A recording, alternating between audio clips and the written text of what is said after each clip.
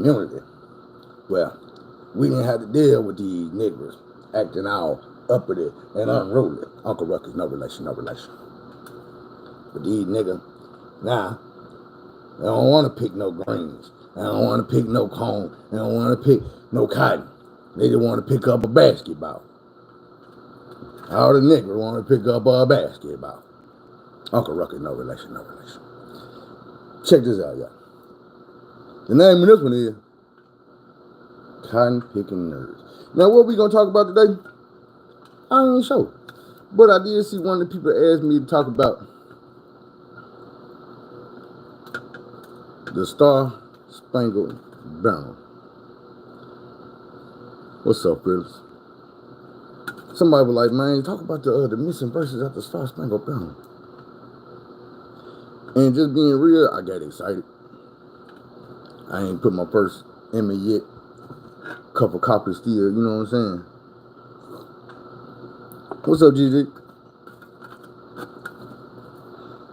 So, we gonna talk about this. And then what y'all gotta understand. I know a lot of people don't realize it. I don't realize it. I got a lot of fans that's not American. They're not from America. So shout out to everybody that's watching my channel that's not from America. And shout out to everybody from my channel that is from America. But a lot of times people come on there in the comments and they tell me that they didn't understand this stuff before. I got to tell them because they're not from America. They don't know how shit go. And I'm just going to tell you. Shit is real. And shit is real fake at the same time. But that ain't got nothing to do with what we about to talk about. When you talk about the Star Spangled Banner, we talk about a song that's supposed to be the theme for America, for this country. And it says some good things in this song. Some motivational things, some inspirational songs. But when you dig deep into that song, it also has some evil. It has some cringeworthy. It has some shit so bad that most people in America don't know those words exist in that song.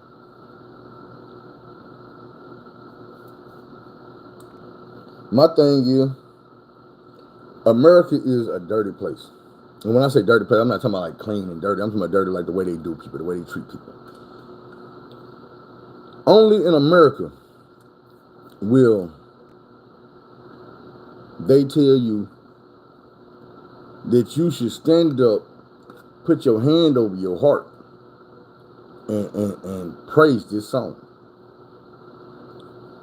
And then they forget to tell you, hey, while you was doing it as a child, growing up, and you didn't know, there's another part of this song that's talking about killing you.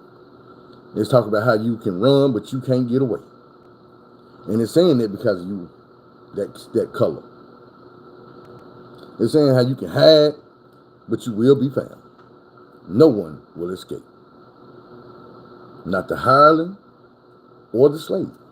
The hireling are the free people that were doing slave work to make ends meet. They couldn't get no other job when nobody was going to hire them. So you might well be a slave. We're going to pay you what we want to pay you. The slave was made to fight. I told y'all that yesterday in that war, these motherfuckers, they fight. They know. You got black people in the South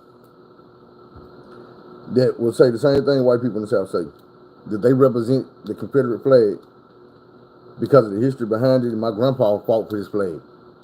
He fought for the Confederacy. Don't make it right. He also worked for the Confederacy. He also was enslaved by the Confederacy. How do you forget that part? Just because they made him go to war and he put that gun in hand and got to fighting for them. You gotta think about it. Not even a war, a regular fist fight. Go back to Django. Any one of them bulls, not men, bulls, would have fought to the death for Calvin Kennedy. Do you think they were proud of it? Do you think that them slaves that fought for dude, grandkids should grow up later on and be like, man, I represent Candyland, and I represent that. My grandpa fought for them. My grandpa died for them. Do you think he wanted to? Quick question.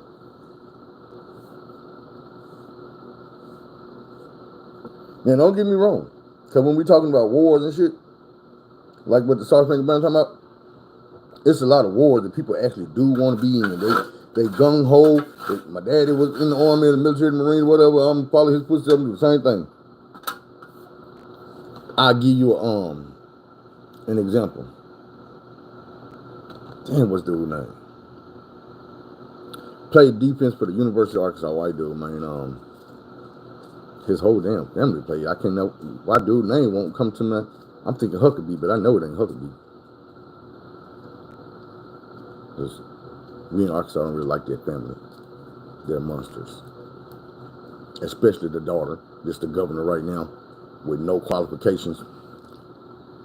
Her only qualifications for the governor was, I told a lot of lies for Donald Trump when he was in office, and then at the end of his term, when I felt like he was going to get caught up, I quit.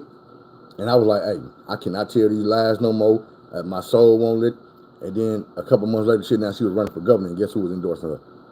The same dude she had just quit and said she could not work for and lie for no more. You think she ran away from them endorsements? Hell no. She closed it up to that nigga, butted up to that dude, and followed in his footsteps. Right now, she under investigation for stealing, misappropriation of funds. I know everybody ain't heard this. The governor of Arkansas, Sarah Huckabee Sanders, bought a podium.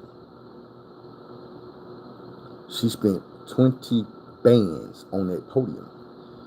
Thing is, the company that makes that podium says their highest podium is like $1,800. That's how much that would cost if it was real, but that's a knockoff.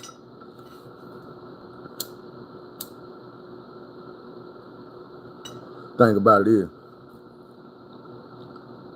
the same week that she spent 20 bands on a podium that was fake and really didn't cost almost $2,000 it should have cost, her and her homegirls went on a $20,000 vacation. The world don't know about this shit. Some people know about it. They talking about it, but Trump outshadowed everything, so they don't know that the governor of Arkansas was robbing the hell out of her. Same way her old boss used to rob the whole country. Oh, he on trial for it now. But when he was doing it, people knew he was doing it, they let him do it anyway. And now they saying, well, why you didn't say nothing when he was in office? We did. And y'all were like, you can't say nothing to a sitting president. You got to get him when he get out of office. And then you get him when he get out of office. And man, y'all should have brought that away back then. Y'all let it slide. It's too late. Anyway, they got some cotton picking there. Let me see if I can find a rendition of the national anthem.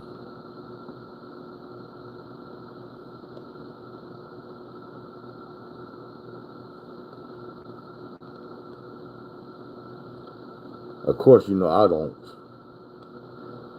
to find them hidden verses.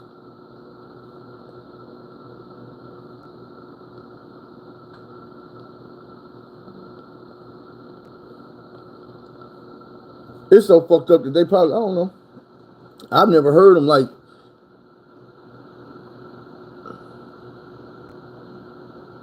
ooh. It says Marine Sons a Tea Party with the fourth verse of the national. Let's go. A Marine Sons a crowd at the Tea Party. This is the fourth verse of the Star Spangled Banner. So much for the Lewis. One question was raised about how we teach our young people, and I'm a former Marine, and I became aware that there are two verses, and we need to hear the second verse, which says, "Oh, thus be it ever when free men." I'm going to say these words just in case y'all don't understand what's going on. What's up, Nisha? The words y'all just missed was, Oh, thus be it ever, when free men shall stand. And shall stand between their their loved loved and war homes desolation. and the war's desolation, blessed with victory and peace. May the heaven rescued land. He said heaven, but this is spelled Heav apostrophe N. And praise the power that has. If you can see this video, when the man said praise the power with the hand shot up like this, not in the closed fist, open hand, you know who that is. Y'all want to see the video? This is a Marine.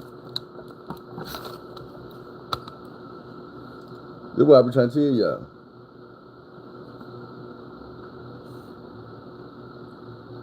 Has made and preserved us a nation, then conquer we must, when our cause it is just, and this be our motto, in God is our trust, and the star-spangled banner in triumph shall wave o'er the land of the free and the home of the brave.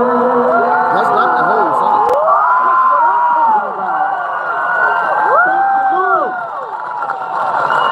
That's what I'm talking about.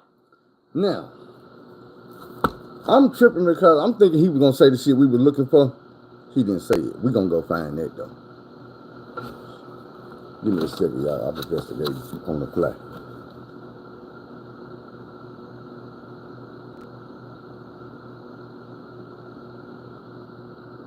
Well, I'll just play this video and see what they say. We just shipped our millionth monthly coffee subscription box. We're sending custom thank you gifts to everyone. I just wanted to share something with you. Sean King, who writes for the New York Daily News and who I follow on Twitter, and if you don't follow Sean King on Twitter, do so. Sean King is brilliant. And he writes regularly for the New York Daily News. And he wrote this piece called Why I'll Never Stand Again for the Star-Spangled Banner. And I just want to share 3 paragraphs from Sean's piece about this. He says, first off, he's talking about the Star-Spangled Banner. He says, first off, the song, which was originally written as a poem, didn't become our national anthem until 1931, which was 117 years after Francis Scott Key wrote it. Right. Most of us have no true idea what in the hell we've been hearing or singing all these years. But as it turns out, Key's full poem actually has a 3rd stanza, which few of us... Now, let me reiterate that. We live in a country where these folks go crazy. They get mad. They get angry if you don't stand in for the national anthem. You better love this song. I got people in my family older than this song. You telling me they supposed to dedicate their life and shit to a song that came out after them? That's like you telling me right now that we gonna take Pooh Shiesty's new song, whatever it is, and that's gonna be the national anthem. And y'all better stand up and cross your heart and love this shit and praise it. And we don't care if they talking about killing you in your hood or whatever. And the verse that they took out, you didn't hear that part, but then the remix came out and like, yeah, fuck everybody from Arkansas, but Arkansas people are supposed to still stand up and love that shit. Come on, man. Be for real. When the truth come out, when you know better, you do better. I didn't realize that became my national anthem in the year 1931. My grandma and grandpa was born before 1931. I'm just saying.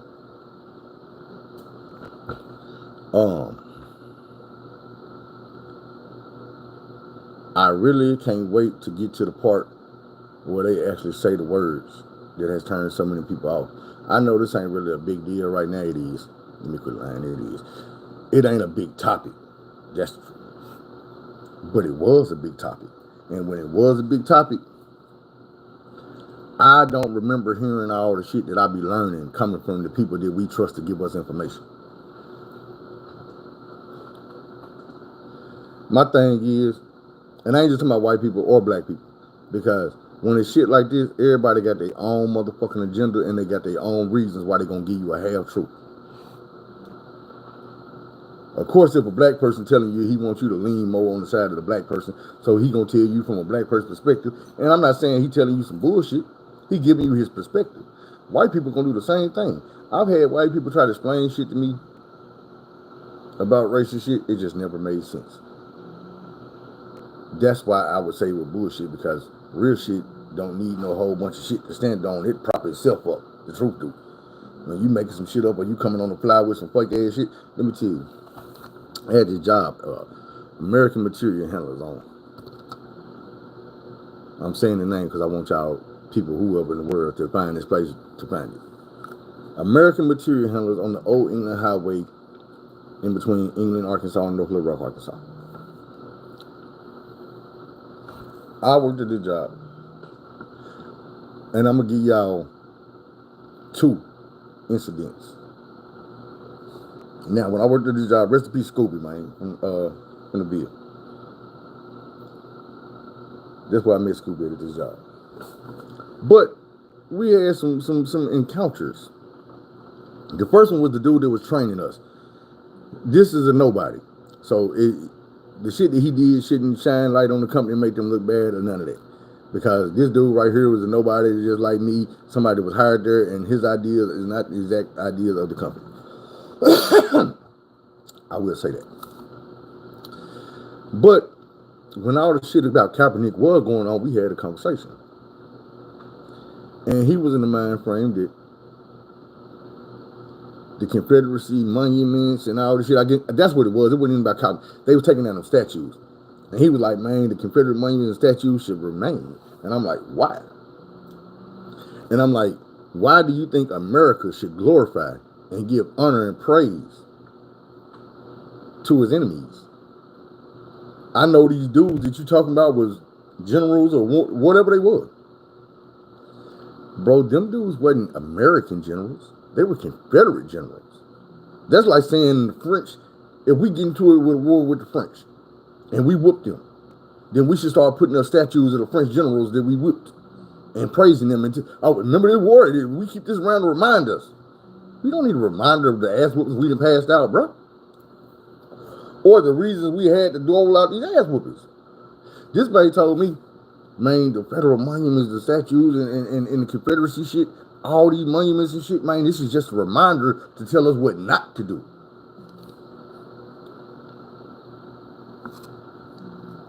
I don't know about white people, and I don't want to just say all white people, but I have to because I've only dealt with white people that felt like this.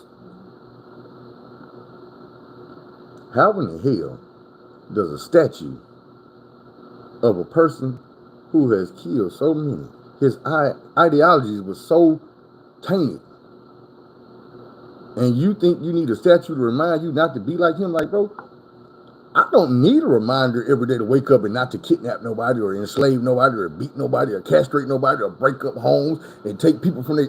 I don't need a reminder that that's wrong. I wake up every day, I know that shit wrong. It ain't never even crossed my mind to go do none of this shit. I've never woke up and been like, you know what? I can't pay these motherfucking bills. I need a job. Well, I'm gonna go kidnap a motherfucker and make them work for me. This grade got to get cut. Soon as little mama go to work, I'm gonna go snatch her son up, make them come down and cut his goddamn grade. And then I'm gonna hide his ass in the basement. He's gonna wash some dishes later on. Come on, man. That shit don't cross a nigga, man. And I ain't saying it cross white people, man. But I'm saying there was a point in time where it did.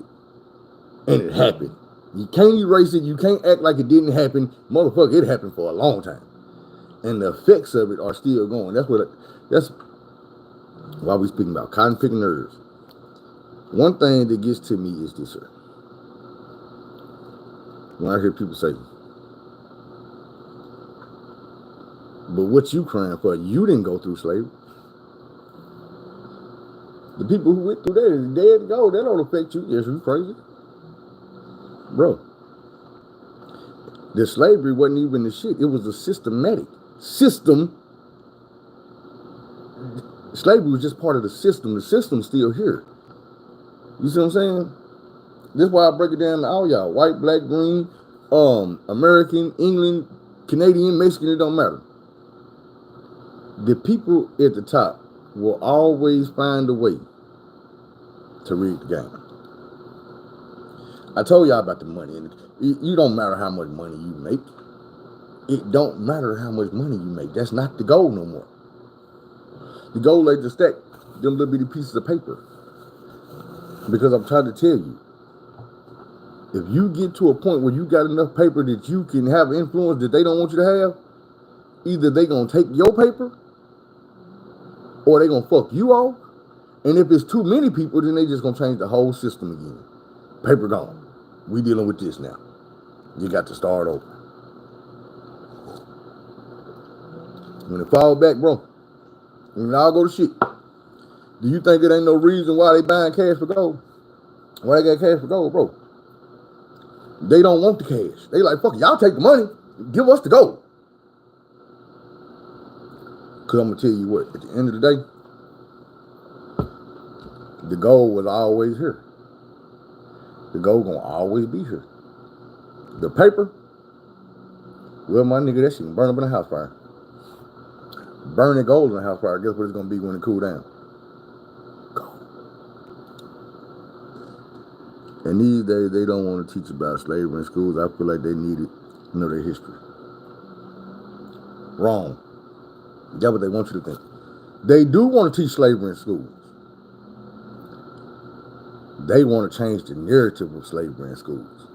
They don't want to say slavery never happened. They want to say, we don't owe them niggas shit because slavery taught them how to farm. Slavery taught them how to work hard. Slavery gave them a work ethic. Slavery taught them how to build houses, how to tend the fields, how to do this and how to do that. They learned from it. You know how I know that's what they want to do? Because the same people who taught them how to enslave a motherfucker did the same shit over in Haiti. Come on now. When them Haitians, when them bones, you know what I'm saying, that to the bone shit, when them niggas stood up and said, off with your head, bitch, you not gonna do us like this. Friends got up out of there so quick, they said, okay. Let me live, boss, let me live. And then they came back with them ships and was like, hey, now y'all free, but we taught y'all how to work that land and how to do all the other shit with that slavery, so y'all owe us. It's a reason why they keep Haiti with a foot on their neck. Because those are the black people in the world who will make shit happen. If they get off that fucking island and get loose and get influence, the rest of the black people turn into what they is, we don't live on Earth no more. We will change the name of this motherfucker. It'll be something different. Aliens will come down and be like, yeah, this ain't the Earth we used to watch goddamn in the 40s and the 50s. This different. Yeah. Because them Haitians was a race of people who they wasn't going for the bullshit. And they still not. It don't matter. So they keep their islands separated. They keep them desolate. They keep them poor. They keep them broke. They keep them taxed up. Give us that. Let us get that out you. All that. Because if them people ever rise up, if they ever make it off that island, if they ever start spreading that type of attitude, you can't slave a motherfucker no more. You can't lock a motherfucker up no more. You can't kill a motherfucker no more because guess what? Them Haitians ain't worried about none of that. When it's time to go into action, they don't worry about if you're going to kill them or not, if you're going to lock them up or not. It's one thing on their mind. That's the plan. And if the plan is to be free, if I die to get free, so what? It's 10,000 motherfuckers behind me. Some of them going to die, but some of them finna get free. And that's the mission. At the end of the day, 100 years from now, my great-grandkids need to be free. And if I had to die for that, see you. That's how Haitians feel, man. That shit to the bone for real. Ain't no thought process to tell them, damn, well, what about the consequences? Ain't no consequences. Every consequence they could put on us has already been put on us. We already getting beat up. We already getting locked up. We already getting shot. We already getting water hoses. We already getting dog turned on. We already getting our credits fucked up. We already got to live in the hood. We already got to drive fucked up shit. We already got a fucked up educational system. We already got fucked up food getting pumped in the hood, fucking us up, no nutrients and value to this shit we eating on. Come on now. But we've been doing this shit so long that it's normal. You got some cotton penny nerve. I'm trying to tell you, bro. I could fuck your head up so fast with shit y'all ain't never even thought about. But I'm just old country nigga from Arkansas. I've been locked up over half my life. But let me ask you this. Did you know that America, take America out the equation a little bit. I was saying it backwards. Do you know that the world outside of America, everybody else, has foods that are banned, products that are banned, that they will not let nobody in their country eat? It's illegal to sell that shit to these folks. Guess what country will let their people eat that same shit that every other country said, hell no. Us, nigga. We eat the shit every day. They put that shit in our food, whether it's needed or not. And then if you go to motherfucking McDonald's in Europe and you bite a Big Mac, it don't taste the same. You like, this don't taste. Yeah, nigga, because it's a whole lot of poison in the shit you eating that these folks over here say it's illegal to put that shit in food. You bet not. You're going to prison. You know how easy it is to find this shit out? Grab your phone and type in banned foods. And then when you come in the list and you start reading these foods that are banned from these countries, you realize that it's at your grocery store. It's at your gas station. It's at your Dollar General. It's at your Walmart, your Kroger, your Sharps, wherever the fuck you getting your food at. Your McDonald's, your Burger King, they feeding that shit to us. That's why a lot of people like, look, grow your own vegetables. Grow your own food. You can't trust these folks. It ain't just about the steroids and shit. You be like, why the chicken so big? It ain't about why the chicken so big. You know that's a steroid. It's the shit you don't know. I'll be wrong if I ain't looked this list up. I know some of y'all ain't gonna do it. Foods that Americans eat that are banned in other countries.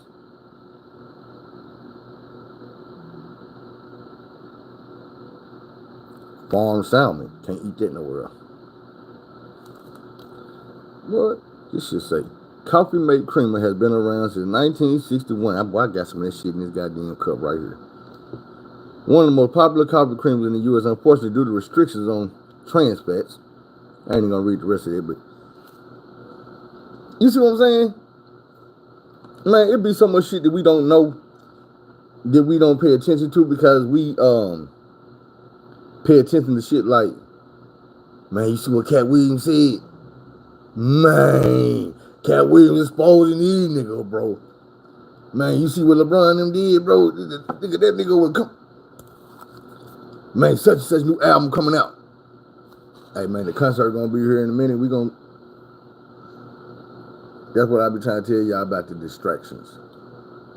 Entertainers are here to entertain and distract you from the shit that's going on in the world. Cause look, and then you say shit like, well, man, if they was doing it, why everybody? Cause everybody not getting this shit, bro. Way back when they was putting the cancer-causing agents in the talcum powder and the motherfucking the tampons, maxi pads, or whatever shit was, that was giving black women vaginal cancer. And they say, well, why was it only black? Because you do realize that they market certain products for black people. Like when I was telling y'all yesterday that when Juneteenth came out, they tried to put the kente cloth and shit on the ice cream, put Juneteenth on it. That's advertised for black folks.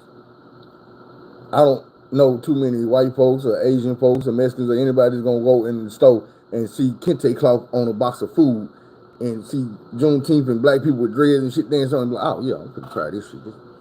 Boy, this ice cream right here, I'm gonna try this. No, but for the people who always getting trampled on, getting stumped on, don't got shit for themselves, when you walk in the store and you see some shit with black people on it and everything around it got white people on it or Asian people or whoever, but now you finally see something made for people like you. Good morning. You gonna pick that shit up. You gonna pick that shit up. Real talk. I'm gonna show you how look. We're gonna get away from all that shit. I'll break it down even simpler. For the game bangers, for the game numbers. Remember when they used to have the corduroy house shoes, you walk on the back of them, Because they get comfortable, you know what I'm saying? You can flip them up in the sport mode. You know what I'm saying? It was the first shoes. It was sport mode and goddamn chill mode, but you in your chill slippers. So you walking on the back on they corduroy, they comfortable. Get them at the gas station about $8.99.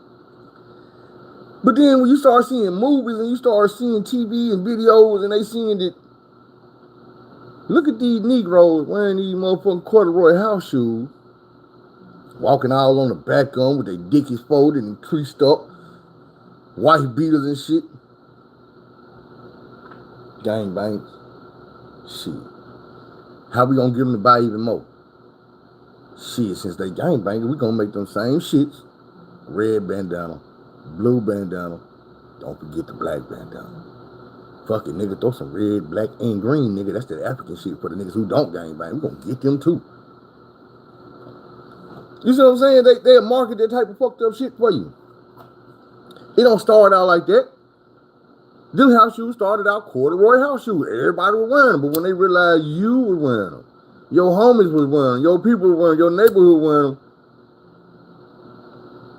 then they started pushing this shit on your ass. Now it ain't even your choice no more. If you a crip and you walking in and see them, shit, you got to get them. Every local in the hood got them. You a blood, all the dogs got them. You gonna walk in here and not get them? You gonna grab the corduroy? Nope. You gonna grab them gangbang soon or wonder if that nigga in the game. Nah, that nigga got them blue corduroy house shoes on, nigga with the blue bandanas on him. Yeah, get that nigga. Pull him over. He gangbanging.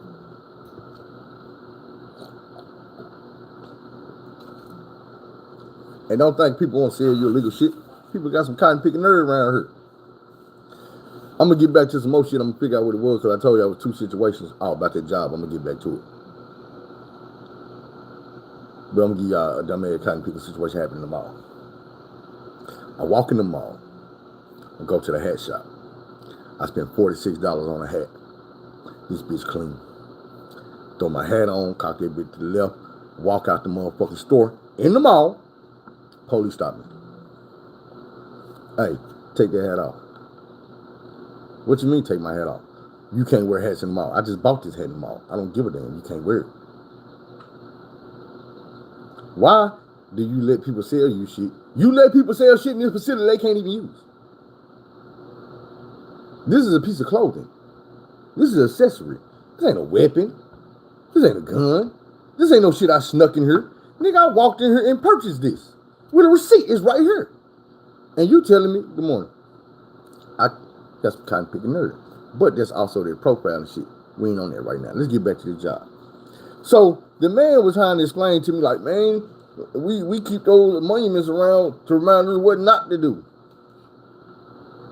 And I'm like, that's the dumbest shit in the world, bro. Just say you look up to these motherfucking racist people. You love the ideologies they have. You want shit to be their way. They gone, but you can't let their memory go because you love these people. Martin Luther King is dead. He has a statue because they love what he said. They don't want people to forget what he said. They want you to always remember what he said. Some of it. That's what I was telling y'all yesterday. I'm like, look. The last speech that man was giving and talking about no, that I have dream shit was a nightmare. I was wrong. I fucked up. I'm sorry. My bad. And then they killed him. And then they told y'all, Martin Luther King had a dream and he stood over there and y'all should always remember that, put a statue up and put I have a dream speech at the bottom of it. So whoever come and love Martin, this is all they gonna know. They not gonna know that he was not with that shit when he died. That he was not standing on that shit no more. He figured it out and was like, these motherfuckers got me fucked up. They don't want y'all to know that part. So they not gonna tell y'all that part. They gonna push that other shit. We talking about the Star Spangled Banner. They don't want y'all to know that part. So they gonna push that first verse. We ain't got off that yet, so we gonna double back around to it. But let's get to the second incident at the job. Hey, the bubble gum one day, what? Stomach bubbling. I hopped out my goddamn forklift. I shoot around to the office. I ain't bring the forklift around there because I ain't want everybody to know I was in there taking shit. What's up with it? So I dip off in the motherfucking bathroom in the bitch. I know everybody don't know this. I got a bottle of bleach, squirt that in the water, got me some toilet paper, lay that in the water. This the reason why. When you spray bleach in the water before you take a shit, Kill the smell. As soon as the shit drop down in there, no smell. Now, second of all, the reason for the toilet paper is stop the splash. Meaning, you ain't got to worry about toilet water shooting back up in your ass. Stop the splash. Don't say Uncle Phil ain't never taught y'all nothing. That's goddamn me. Work time bathroom etiquette. You don't want no splashing. You don't want no motherfucking smell when you taking shit at work. I'm in a single bathroom, so I don't even want motherfuckers to know I'm in here. But while I'm in here, I'm chilling. I'm sitting down. Pulling me a Craig Daddy. So goddamn me, I'm there like shit. I wonder if I have a cigarette. Somebody might come in and fuck it, I'm chilling. I'll be out in a minute. I heard a door popping. Boom. Now, outside the bathroom is the break room. On the other side of the break room is the head boss, little brother office. He heads the motherfucking crew that does most of the forklift work. They talk about some shit that happened over the weekend. Him and about 3 of his buddies. They don't know I'm in here because there ain't no smell, ain't no sound. I'm chilling like.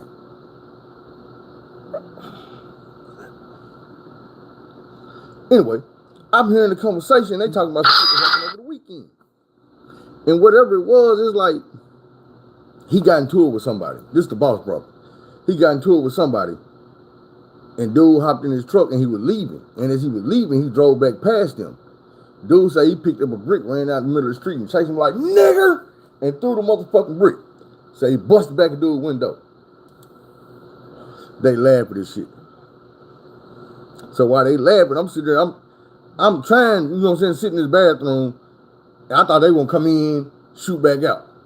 I've been sitting here damn near 10 minutes. I'm done. I done wiped my ass and everything but flush.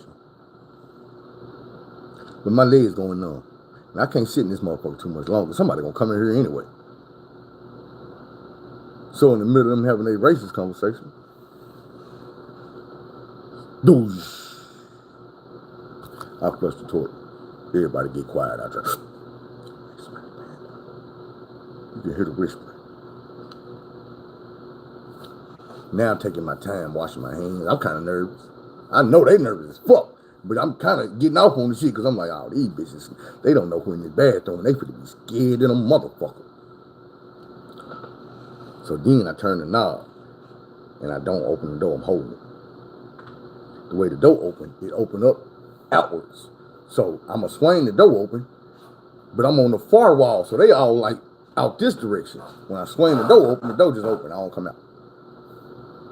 Everybody's still quiet. Mind you, it's been about 10 minutes. They've been talking the whole time. Now everybody quiet. I step out the bathroom. I don't say shit, I just look at it. I don't give no head nothing, I just look. I walked on out the bathroom. So, later on that day, we rolling up about the smoke. One of them type of jobs. We used to go smoke on lunch break. Then we found out that boss little brother and his whole crew, which is our bosses, all smoke. Scuba started tightening them down with their good shit. We started smoking with them.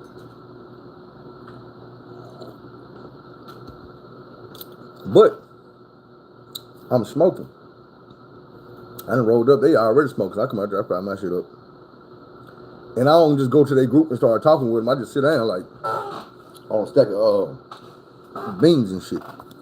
So I'm sitting on these beans, I'm smoking and shit. And they all started leaving, filtering out, slowly but surely. Boss little brother, the one who said the shit, he the last one up. What's up here, bro? You got some of that good? That shit I have some bullshit, man. You man? Shit, come on, bro. Get the smoke with him. Yeah, man, I know you heard what I said in the whatchamacallit earlier. I said, yeah, I ain't gonna lie, I heard you, bro. He said, man, you know I ain't like that, bro. Nah, bro, I thought you wasn't like that. Ain't that I know you not. I thought you wasn't like that. There's one thing about it. And that's why I say, even with the white people that I fuck with, certain shit don't get to me when I know the background. Thing is, bro, I only know what you said. And before you said what you said that you was getting into it with this dude, with the woo, you didn't know this man, and you called him a nigger, bro. My wife homeboys I ain't never heard him call nobody that. Nigga and nigger is two different things. And y'all can say what you want to say. I see it in both directions, no matter how you want to look at it. It's the same thing. You right. Man, it's different, it's term different. You right. Because I ain't never looked at nobody and said that word out of malice or, you know what I'm saying? I wouldn't even know how to apply it like that. It's part of my vocabulary, but it ain't never meant that in my vocabulary. Like, I ain't never looked at a black person like, you nigger. Nigga, I don't feel like I can hurt a black person's feelings by calling him a nigga. Even if I put the hard ER on it, I don't feel like I can hurt their feelings. Why try? I don't know. Same way. Like, I don't feel like if me and a white dude got into it and I called him a cracker or something, like, I don't feel like that'd even be offensive. I don't feel like he gonna hear that and be like, oh, I'm gonna get your ass now. All right, bro, whatever. That's the best you got. But the racial shit it's a fine line because of all the bullshit. And I say bullshit lightly because even though it was bullshit, it was some serious shit that was going on. You know what I'm saying, to our people. It's serious shit that's still going on to our people. And other people. You know what I'm saying? Like, it's certain shit I need to look up. Like, the shit that's going on in Palestine.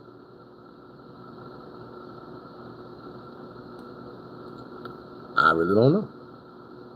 I don't know exactly what they're fighting over. I ain't really looked it up. I see people taking sides. I'm not taking nobody's side. I don't know what's going on. My thing is here. Like, I made a slick comment on my homeboy Facebook page, and I was like, man, that's why I really don't deal with religion. Religion gonna get killed. He was like, yeah, but this ain't over religion. I was like, oh, well, shit. No, he said, this ain't got nothing to do with religion. And I'm like, oh, well, shit, you know, it ain't got nothing to do with me either. So I'm getting a little leeway to be wrong one time. That's why I didn't quit speaking on it, because, yeah, I don't know what's going on. But I'm going to be real. I saw some shit last night, and it was a dude looked like he could have been Middle Eastern, but he was real. He was a lot darker than most of them. So I was thinking he was like one of the dark Indians, like East Indian. But what he was doing was, it was some posters on a pole. This was in New York, and the pole had the posters on it, said something about missing. They didn't show it so you could really see who it was. But the man was snatching the two posters off the pole. And there was some white dudes walking around like they was filming already when he walked up to the pole to pull the shit down. So it was like whatever was going on, it's more context to the story that they weren't showing. They just wanted to show him pulling that shit down, then they attacked him. They didn't put their hands on him, but one of the dudes was threatening to put their hands on him. He was in dude's face like this. And dude was just like, man, don't touch me, don't touch me. He was like, man, I'll knock your motherfucking ass out, I'll check your head off, and this and that. And how you gonna say these folks ain't missing? We don't give a damn about your Palestinian flag and all this and that. And I'm like, see, that's that shit I be talking about right there. First of all, I don't see a Palestinian flag nowhere. Nowhere. But this is what you're attacking this man talking about, a Palestinian flag. It really ain't about him taking these posters down, even though that's what you approached him for. But then when you got angry and you got talking about putting hands on him, it was about religion and where he from. And that's the type of shit I can't get behind. I'm like, if it would have been your daughters or some people you knew and these folks is missing and this man playing games and bullshit and he's like, get on his ass. But if you in this man neighborhood in front of his house putting his bullshit up on this side, fucking with dude, and then when he take it down, you and your camera crew run over and try to jump on him and threaten him and all this and that, and you talking about some whole different shit that ain't got nothing to do with what just happened. That's some bully shit, bro, and I can't get behind that. I left a comment on the shit and I was like, man, I see all y'all getting mad and y'all taking dudes. And this is the thing about it, was like on a short. So it was a dude talking behind it. But it was like a media personality type doing like, yeah, this was back in post 911 era. This the New York I remember. I'm like, right, bro, but that's the New York people don't like. Don't nobody like people running up in people's face, threatening them and doing all this and that, especially a motherfucker that we know. Just like you watching me run up on a dude that's 150 pounds, he 5'5", 5'6". And I run up on dude, he got his glasses on, button-up shirt to the tucked in, he got his Poindexter shoes on, and I run up on dude, man, I knock your head off. Man, I ain't finna get no cool points and no props for no shit like that. That's weak shit. That's why I say I don't like bullies, man. Because I notice you bully people that can be bullied. You don't see you bullying nobody that's 6'5", 300 pounds. Why don't nobody pick on them dudes? I'm just saying. I ain't saying it ain't no dudes that whoop their ass. I know some niggas that'll tell you like this. I seen a video one time where a dude was beating this girl outside of a Kmart. It was a big ass black dude, tall, old. He was old, he was probably like 50 something. And he was just smacking shit out the damn girl, smacking to the floor. And the dude got talking to you bitch ass nigga. And the nigga said, hey homeboy, I don't know what you thinking over there, but I whoop men too, nigga. Oh nigga, you ain't gonna. The camera just flipped. Dude went over there and beat the brakes off this dude, man. His homeboy tried to jump in, beat the brakes off that dude too, and went right back over there to his woman, grabbed her, and they walked off together. I said, boy, they taking that bad advice, thinking that every nigga that's doing something to a woman is only doing it because he ain't gonna do it to a dude. No, you got some dudes that'll beat your ass too. They just got a beat a nigga problem. They beat on people, whoever it is. I ain't never been there. I ain't never wanted to beat on nobody just because I felt like I could or I felt like I could win. I be wanting not to fight a motherfucker. Now, that's not to say when the fight gets started, the gears gonna switch. Lane gonna change. Furniture gonna move. That ain't what I want. Hardly ever is.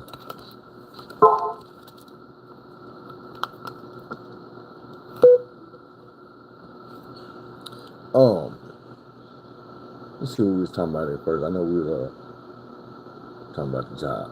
Dude tried to get cool with a nigga, man. I wasn't at that job too much longer. They fired Scooby. After that, I was gone. After I left the job and Scooby was gone, shit, next time I know Scooby was dead. I'm talking about like, I lasted about 2 weeks after him. After I was gone, within that 2 week time span, dude's life was gone. Tell y'all a story about Scooby. Little chubby ass, light skinned nigga, man, look like, I'm gonna be real, the nigga looked like Shamaro, the nigga I used to tell y'all about from prison. Just a shorter, chubby version. Nigga was built like Killer, but it looked like Shamaro. Now, Killer was,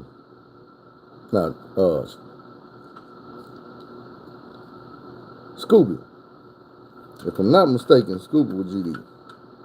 I know we were folks, but I don't know if he was GD or BD. But being from Jacksonville, he'd probably be GD.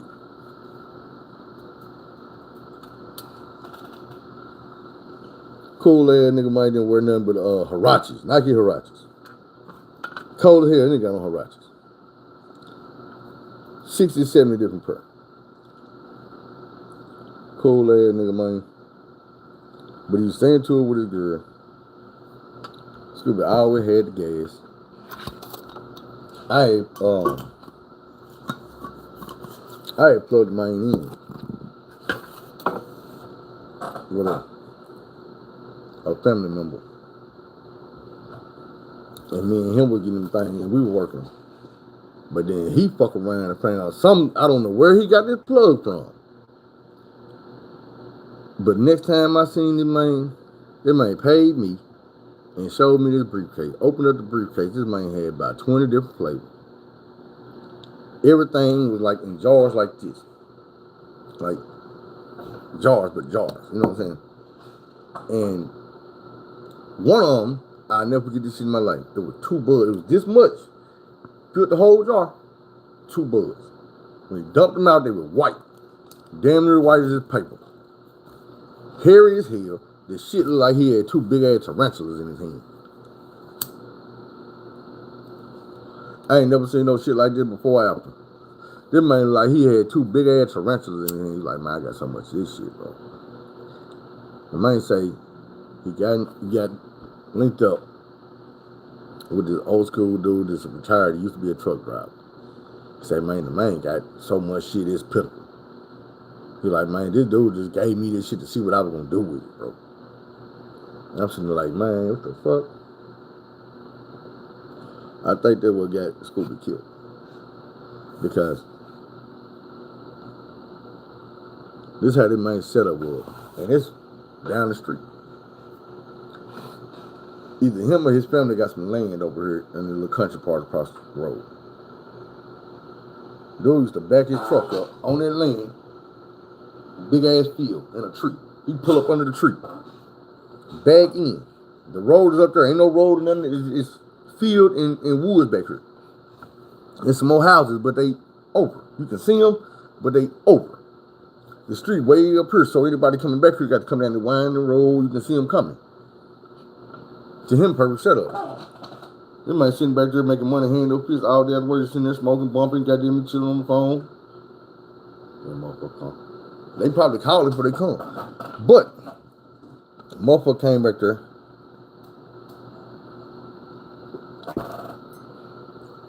And had to sneak up on him.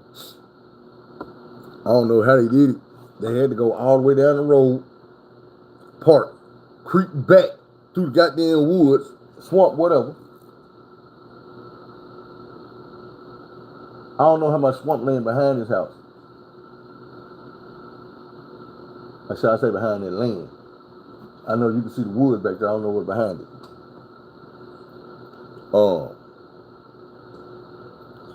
But a motherfucker came back there and called dude in the car. In the dark, you know what I'm saying? At nighttime. Motherfucker probably, you know what I'm saying? I don't know how they, that's what I'm saying. It's wide open. You will see a motherfucker.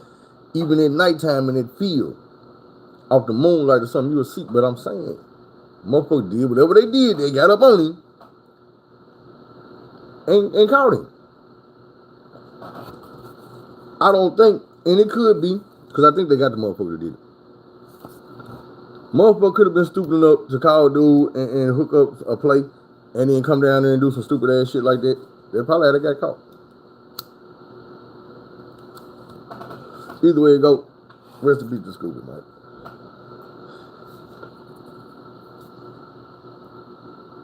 I ain't no dude that long. But it's like,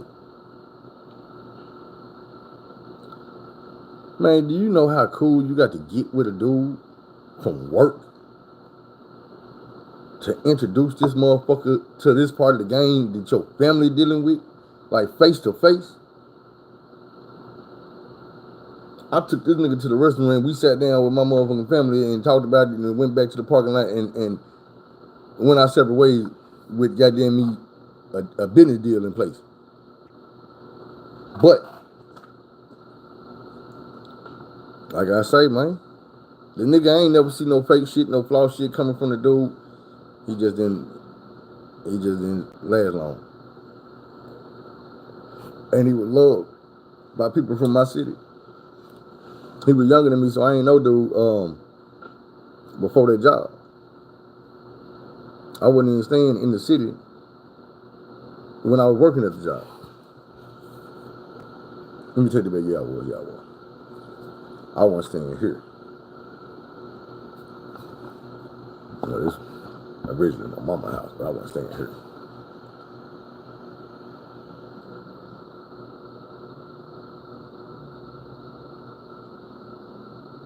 Y'all ready to get back to the original mission?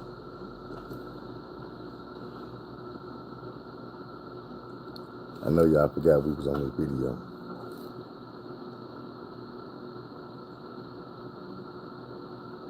But I'm gonna pull it back up. I get laser hair removal today. Ideal Image. Let's check it out. Key's full poem actually has a third stanza, which few of us have ever heard. In it, he openly celebrates the. All right, now check this out for people who missed it. Matter of fact, I'm gonna just rewind it, but we was talking about the Star Spangled Banner, man, and the verse is missing, and what's in the verse. So this dude right here is explaining some of that from the viewpoint of a writer and why he said he was never going to stand for the anthem again. But here y'all go. Follow on Twitter, and if you don't follow Sean King on Twitter, do so. Sean King is brilliant, and he writes regularly for the New York Daily News, and he wrote this piece called "Why I'll Never Stand Again for the Star Spangled Banner." And I just want to share 3 paragraphs from Sean's piece about this. He says, first off, the song, he's talking about the Star Spangled Banner. He says, first off, the song, which was originally written as a poem, didn't become our national anthem until 1931, which was 117 years after Francis Scott Key wrote it. Most of us have no true idea what in the hell we've been hearing or singing all these years. But as it turns out, Key's full poem actually has a third stanza, which few of us have ever heard. In it, he openly celebrates the murder of slaves. Yes, really. It goes like this. No refuge could save the hireling and slave from the terror of flight or the gloom of the grave, and the Star-Spangled Banner in triumph doth wave o'er the land of the free and the home of the brave. And then Sean King goes on to explain what that means. He says, well, it's always been known that the song was written during American slavery, and that when those words about this nation being the land of the free didn't apply to the millions who had been held in bondage, few of us had any idea that the song itself was rooted in the celebration of slavery and the murder of Africans in America who were being hired by the British military to give them strength, not only in the War of 1812, but in the Battle of Fort McHenry in 1814. These black men were called the Corps of Colonial Marines, and they served valiantly for the British military, and Francis Scott Key despised them. He was glad to see them experience terror and death in war, to the point that he wrote a poem about it, and that poem is now our national anthem. While I fundamentally reject the notion that anyone who owned other human beings was either good, moral, or decent, Francis Scott Key left absolutely no doubt that he was a stone-cold bigot. He came from generations of plantation-owning bigots. Yeah, I don't call them plantations anymore. I call them concentration camps. But anyhow, they got wealthy off of it. Key, as District Attorney of Washington, fought for slavery and against abolitionists every chance he got. Even when Africans in D.C. were injured or murdered, Francis Scott Key stood strong against justice for them. I'm going to start that back up, but something crossed my mind. We was talking about reparations yesterday. And the effects of slavery. This just hit me. Do you realize how many people, and I'm talking about rich, wealthy, for life, people, there are because of cotton, because of all the things the slaves did? Now, this is the thing. If you're going to tell me that right now today, there is a person that is still benefiting and still rich and still driving Bentleys and living in a mansion, and his kids' college and shit is already straight because his family owned slaves hundreds and hundreds of years ago, then why in the fuck do you think you can tell me that there are not people still suffering because their family were slaves hundreds and hundreds and hundreds of years ago? If you think the motherfucking privilege extended all this time, but the trauma didn't, you crazy. people can still benefit off the shit, but people can't still suffer from the benefiting? Motherfucker, you benefiting from it makes me suffer. Just the thought that I'm sitting there trying to figure out how the fuck I'm gonna get a child. But knowing the shit that my ancestors did right there got you where you ain't gotta go get one. You straight. Your kids straight. They ain't never wondered what was for dinner tonight. They was questioning, can we have this for dinner tonight? If that's what you want. Well, I grew up in a place where you really didn't have no choice. But let's start the video back up. Racist words against Africans in America. He said that they were, quote, a distinct and inferior race of people which all experience proves to be the greatest evil that afflicts a community, end quote. This is in the context of Colin Kaepernick's refusal to stand for the Star-Spangled Banner. Sean King nails it, as Sean King so often does. And it's just a brilliant piece. Check it out. The British, yeah, well, I don't have time to go into the whole backstory. But anyhow, we'll be back right after the break. You're listening to the Thom Hartmann Program. Shout out to Thom Hartmann.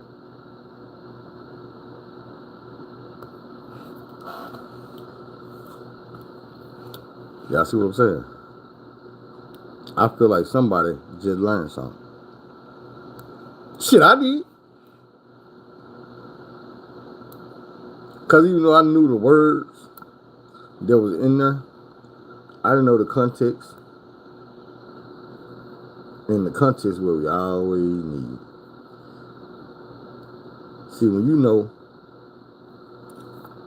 or should I say, when you figure out what they've been knowing, first of all, who wrote the damn song? We knew that.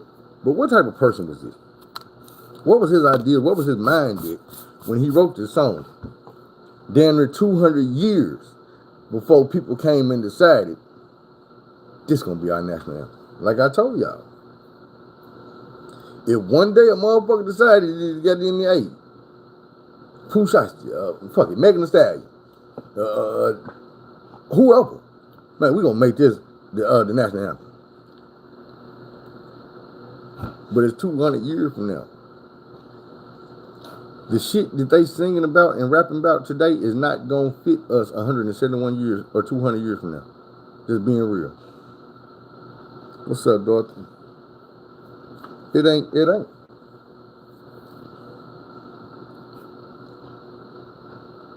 What's up, Twinkie Baby? I meant to say something earlier. I was thinking about your ass this morning for some reason. I ain't gonna tell you what I was thinking. Because that'll make me, I damn this said a bad person, but it wouldn't make me a bad person. It'll make me, man, I'm gonna just leave it at that.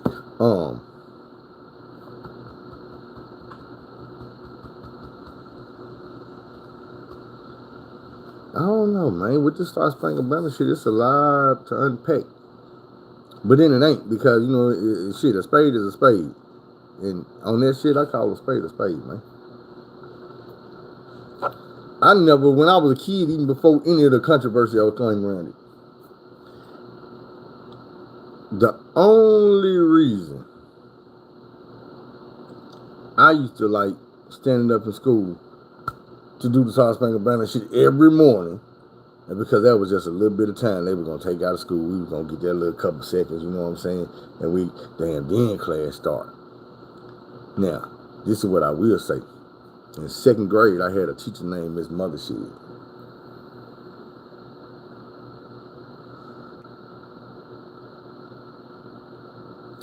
Miss Mothershed was black. Boy, she was black. Miss Mothershed was big and fat. Boy, she was big and fat.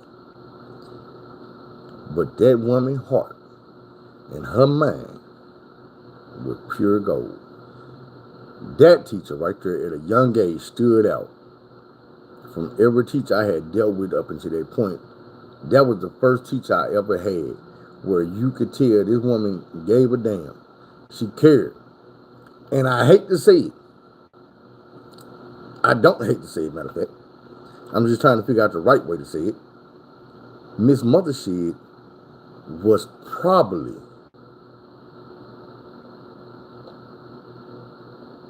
the first person to instill some pride in her.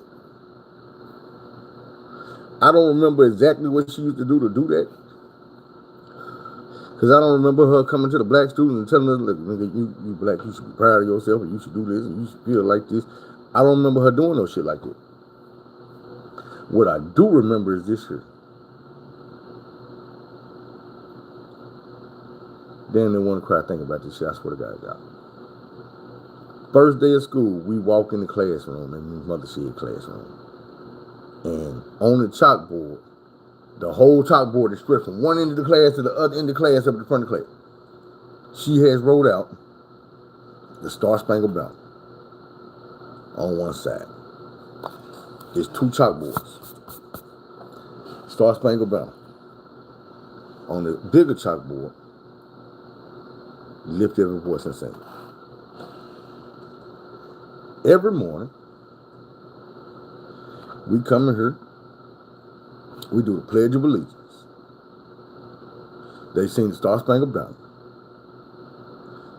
But that's what the whole school would do. The whole school would do the Pledge of Allegiance, Star Spangled Banner. When the Star Spangled Banner was over, the whole classroom go right into lift every voice and sing. Black kids, white kids. And she told us, this is the other national anthem. I don't know if kids still get the shit that we was getting as a kid. Like when I told y'all about Luther Armstrong at the Boys Club and Juneteenth and all that shit. I probably should have called us and lift their voice and sing and got on Miss Mother Shea ass. But bro, she had us singing that song. We didn't know what we were singing. But I would tell you this. Standing in that classroom with all these white kids and all these black kids, rich kids, poor kids, singing that song, just felt good. The shit felt natural. The words we were singing made sense. The shit we singing when we singing the national anthem, we were talking about war and getting and all that shit doesn't make no sense to me. That's not what it. But all the other shit, I knew about that shit. You know what I'm saying? I knew about that shit. We talking about urban heaven and that type of shit. I knew about that shit. So we used to sing this song every day, bro. And nigga felt so much pride behind this shit, bro. And this is what catch you off guard. After going through 4 different sections of 9 weeks, singing this song every morning. You make it out to 2nd grade. Summertime come, 3rd grade come, and you hit that hallway where Mother Shea at, and you walk down there past her classroom, give her a hug, hey, Miss Mother Shea, Miss Branch over here on this side. That's my 1st grade teacher, but I'm walking past both of them, I'm going 3rd grade. And we get in the classroom. Everybody on your feet. You know, they got the intercom, so we come over the intercom. Everybody on your feet. Stand up for the Pledge of Allegiance. I pledge allegiance to the flag. United States. All that shit. So then, it's going to be the national anthem. And you're going to do the national anthem. What's our roll one? So we do the national anthem. And we sit there, home on the break. And then we sit down. And when you sit down, you hear Miss Mother Shea class going, lift every voice and sing. And we be like, damn, I want to go back to Miss Mother Shea class. It was just a different vibe. School wasn't even fun no more after 2nd grade. That's when I started getting this shit. Y'all got to realize, Miss Branch class, Miss Mother Shea class, I was a straight A student. Straight A's. I know that was 1st and 2nd grade. But in 3rd grade is when I started going through all the shit I was going through with my sister and all the other shit at the house with my first stepdaddy and in the hood and down the street in the projects and all that other shit. Kind of affected young nigga grades a little bit. I'm gonna go to my Facebook page. Some of y'all on my Facebook page, so y'all probably seen this shit before, but I'm gonna do this rundown of a Facebook post I made last week. And it was saying,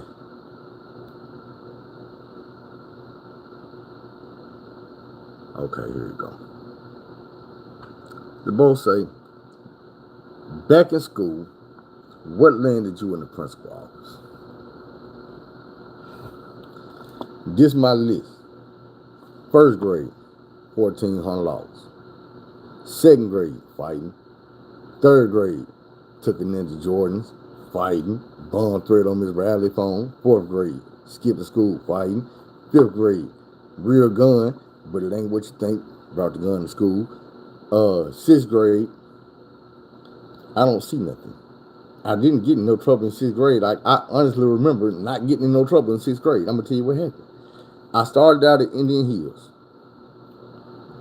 in North Little Rock, and that didn't last long. We shot out to Fort Smith. We moved to Fort Smith. When I got to Fort Smith, I ended up going to the first school for like an hour or two or three, one day, I think. I went to school for one day, down the street from the house. Then I had to go get into another school. When I got to the other school, I was the only black kid at the school, well, in my class, in my grade.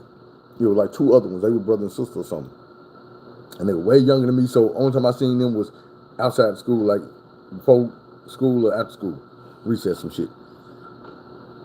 So wasn't no getting in trouble at that school. It ain't shit. I wasn't playing with nobody. I wasn't saying shit to nobody. I wasn't doing shit. I'm chilling every day and they give me A's. I don't know what the fuck going on. I just come to school every day to get straight A's.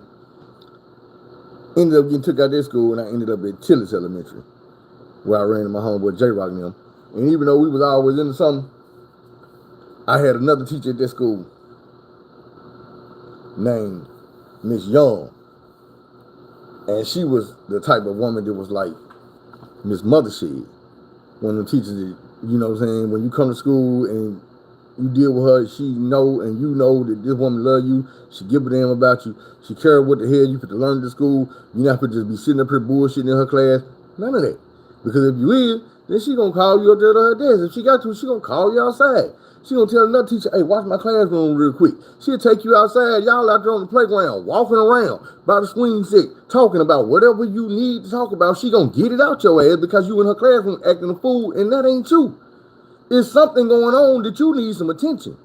So me and you gonna figure out what that is. We're gonna get to the bottom of it. We're gonna help you out. But what we're not gonna do is let you sit in my classroom acting a fool because you dealing with some shit just tearing you up on the inside and you young and don't know how to talk about it, how to deal with it, and how to get it out of you. But since I'm your teacher and I'm the other person in your life, the adult that has been given a responsibility to give a damn about you and to care about you and to help you through this struggle that we call life, I'm gonna do that shit. So come on out to the classroom, let's walk outside, let's get away from all these people that's gonna laugh and point and that you feel like their opinion matter. It's gonna mean you. And everything we been talking about is to help you. We not been talking about shit that try to get you suspended or get you kicked out of school. That is not the mission. That's the type of teacher Miss Young was. So dealing with Miss Young, nigga used to love being in school, doing what the fuck you supposed to do. Sometimes just the love and motherfucking that type of shit is enough reward to make a motherfucking child do what the hell you supposed to do. Because you know that if you do it, boy, you getting hugged and you getting that motherfucker. See, that's what I'm talking about. Well, I knew you could do it. That shit make a motherfucker feel good, man. You know what I'm saying? Just like when a kid bring home that, hey, oh, you think you smart, huh? You think you smart, huh? You might not mean nothing bad, but that motherfucker don't know how to take that. You just told him being smart ain't a good thing. And you made him feel like being smart ain't a good thing. So when he go back to school, man, you fucked up about this shit. Shit ain't gonna impress my dad to bring home no motherfucking A's. They ain't gonna talk shit. Oh, but when I bring home these motherfucking C's and D's, he gonna talk to me. Ah, man, what you doing, man? You do better than that, man. Come on, man. You want to do this? You want to do that? Come on, what you want? They confuse shit out of these kids, man. No, you got to uplift and motivate. You got to get out. Look, kids don't know how to express themselves. You got to dig that shit up out their ass, man. And then you got to wait all this, put yourself in their place. You was his age before. Like I say, sometimes motherfucker not gonna tell you what's going on. You got them around people that they feel like gonna judge them, gonna laugh at them. And kids gonna do that shit. You know, they don't have no off switch to tell them, hey man, this is a sensitive subject, man. Do not make fun of this nigga about that. Shit. As grown folk, we know some shit about people that we could really make fun of them about, but nigga, that's childish shit. We grown, we understand, nigga. Hey, man, you safe with me, bro. I ain't put you on blast about that shit. Or maybe that's just real nigga shit and it's in me, not on me, and everybody else don't know how to do that. I understand that everything I do ain't natural for everybody. Everything I do ain't right for everybody. It might not be right for me. I'm still learning too. I just asked y'all, man, some of you listening to shit that I done already learned from. Man, pick that shit up and run with it, goddamn it. I'm trying to tell you, man, it's free game, free advice, goddamn. Everything free ain't good, but goddamn. Nigga, I be taking all advice. Now, how much of it I'm going to use and when I'm going to use it, that's at my discretion. But I'm going to listen. I'm going to put that shit in the toolbox. There's something else I can work with. I don't know when I'm going to need it. But for real, you can open your ears for 5 seconds and hear some shit that'll help you for the rest of your motherfucking life. Or you can go the rest of your life and not know how many 5 seconds you missed running your motherfucking mouth, not paying attention, doing some bullshit. Life could have been so much easier if you'd have just paid attention for that one little second. You watched the game and you were focusing. And then you got hungry like, ain't shit happening. As soon as you get to that motherfucking refrigerator, the announcer, oh shit, did you see that? You trying to run back and you ain't see it? I know they're going to show the replay. They're going to show the replay. Bro, you don't always get no replay in life. Sometimes you just got to buckle down and stay focused. When you miss it, you miss it.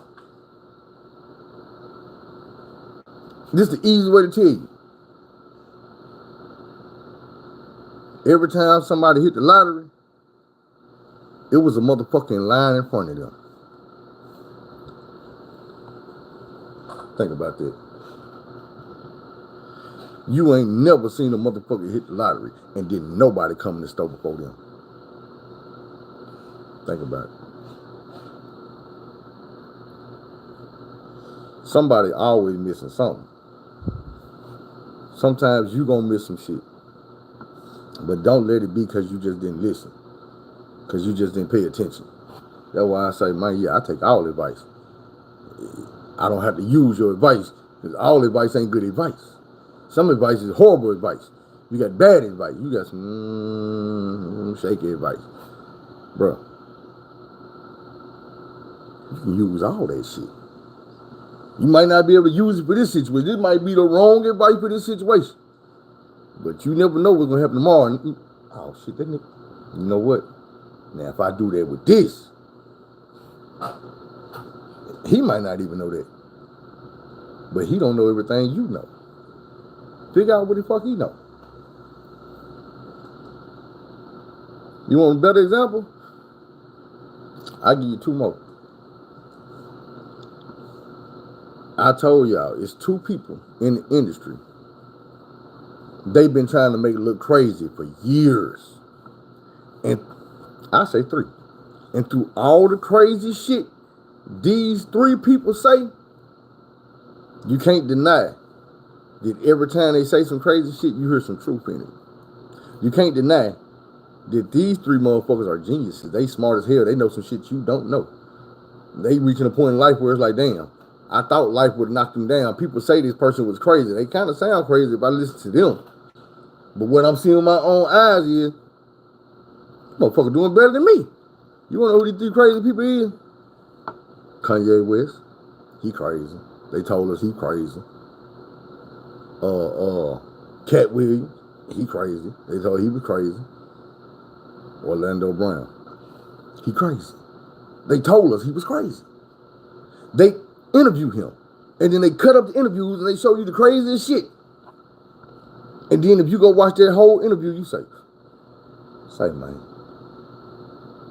this dude ain't crazy, bro. This, man, that's big facts what he just said. Man, that nigga saying some real shit.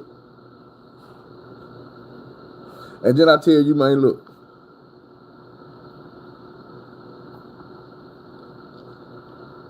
These people, and when I say these people, I'm talking about the industry. These people can pick a child out. Or they'll owe a parent a favor. Or the parent is doing what needs to be done, so, you know what I'm saying, exchange of, there you go. Now, the reason why I say this is because look at all the stars. I'm talking about the real live mega stars. This is why I be telling y'all, do not sell your soul, meaning give up on your morals, thinking you gonna go live that life that you see on TV or on the internet, because everything is an illusion. These people have been trained damn near since birth to fool you, to entertain you, to act. You know what acting is? Being something that you're not, making people believe it. It's an act. You're an actor. You're an actress. This is the fuck you do for a living. You make people believe shit. So check this out. I tell you, even the athletes, these people have not just started this shit. Nobody gets lucky and just, there you go. No. These people have been doing this since they was kids. I don't give a damn what the talent is. Yes, Steph Curry is a basketball shooting motherfucker. 30 feet.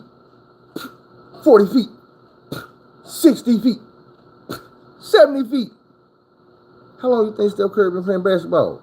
Since day motherfucking one. His daddy was in the NBA. It's not a fluke. It's not.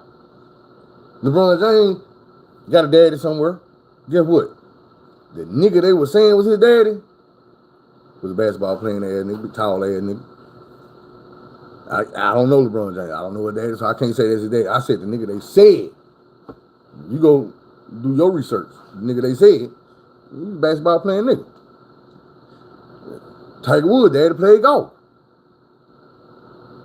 You know what I'm saying? These motherfuckers, nigga Bow Wow been in the studio with Snoop Dogg and Dr. Dre now since he was 2-3 years old. You know what I'm saying? Lawrence Fishburne was acting when he was in single-digit years. Bruce Lee did his first movie at like 6 months old. Fooled the world and think he was the greatest kung fu man ever lived. Why? Because you've seen it in movies. But he was born to be an actor. The man been an actor since he was less than one. When he was 10, nigga probably had about 13, 14 movies on his belt at 10 years old. When was the monk training and all this? Nigga, you been acting all your life. Nigga, yeah, we hear some sounds and we see, but the shit you doing ain't gonna knock a nigga back that far, bro. You not strong as me, and if I kick a nigga, he not going back 20 feet.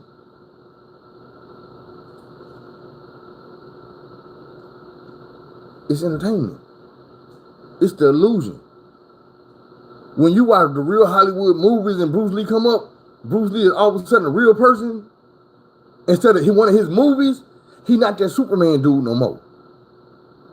When you see a regular movie that just happened to have Bruce Lee in it and some whatever movie there was about the stuntman, when they showed dude, Bruce Lee was out there on the lot giving a little thing, and dude kept kicking Bruce Lee ass, throwing him all up against the car and shit, and they kicked dude out the movie. Man, you can't be doing that to dude. That's the star of the movie. You fucking. Bro, it's just like one of these rappers out here right now. Got a reputation, the studio behind, they got millions riding on this dude. Yeah, they gonna make him look gangster. Yeah, they gonna put some killers behind him. Some real solid gangbangers around him. And they paying these dudes out like how they were doing 6ix9ine. For a while, 6ix9ine like the real deal. This nigga's really out here putting hits on motherfuckers. He really is going to O-Block. I don't give a damn. He had 100 security niggas. This O-Block, you ain't go. This nigga disrespect King Von and all that shit and still went to their hood. On camera. I don't give a damn what time of morning was. He supposed to die out there that night, and he didn't. That's the truth. The niggas that he was running with was real live gangsters. That's the truth. At the end of the day, though, the record label was funding the shit. They were paying for the shit until he started making his own money. Then he started paying these niggas. See, that's what you got to remember. When 6ix9ine first song came out, it wasn't Big Blood shit. He was with them Billy niggas and them Hoover niggas. Yeah, it was the Bloods and the Crips. The nigga used to hang with the Crips before he was hanging with the Bloods. When he first got on, he wasn't gang banging no side. He was riding with both. That's how he got so damn big. The nigga was uniting the streets of New York. Go look at the nigga first video. This nigga doing the video with nigga 100 Bloods over here and 100 motherfucking Crips, and they mingling, going crazy over this goddamn song. And then months later, all of a sudden it was just the Blood niggas. He had to choose his side, and now they're like, well, nigga, you got to be official though. You got, when we put you out in the street, you just can't go around, you ripping everything, then you got to go to California. Nigga, you got to go to Little Rock. You got to go to Houston. You finna be in Miami. These niggas gonna know what's up, so you got to be, but don't trip. They gonna move around with you. That's all they did was move around with him.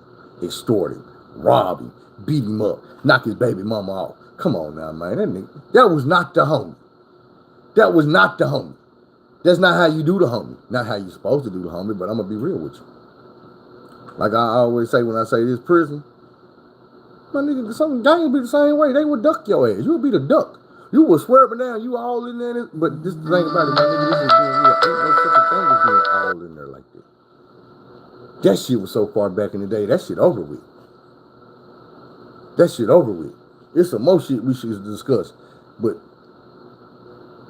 fuck it. Call your people. I'm finna pull a Cat Williams. Yesterday, last night, I was watching an interview. I might play some of y'all because it really wasn't that long. One of the Lokes from Rolling 60s went on No Jumper with Wack 100. Cat Williams starting to look like a prophet, my niggas. Dude said 2024, everybody was gonna get exposed. Cuz came out the blue, and they like, oh, this nigga telling on this.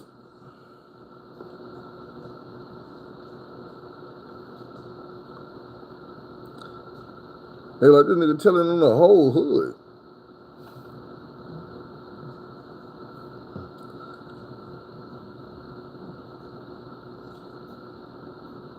Gotta find the right thing. I see a whole bunch of shit just popped up. And I can't think of dude's name. But you know this shit ain't gonna be hard to find. It was on No Jumper, goddamn it, with dude and Wack 100. Yeah, well, I dream because now I don't see the shit no more. Hold on, you can't. One thing you can't beat is the motherfucking system. So I'm gonna go in here and just rewind everything I motherfucking watched.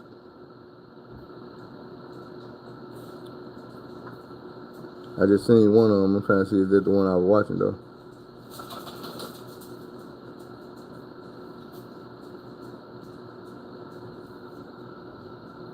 They might have solved Nipsey Hussle's murder. Are you hearing me? They might have solved Nipsey Hussle's murder. I gotta understand this, bro. I'm too far. I'm too far to be getting my brain blown like this, bro. This might be bigger than a Tupac story, bro.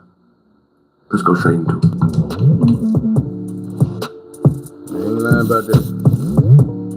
Yeah, but this crazy calls me the other day, and I was doing something. You know, you're doing something, you kind of listen to somebody talk, but you doing some other shit. Mm-hmm. And this dude did some shit, made me drop some shit. I misplaced some little car. I was putting together our remote control car. I done misplaced a piece. I still. Nah, this the one.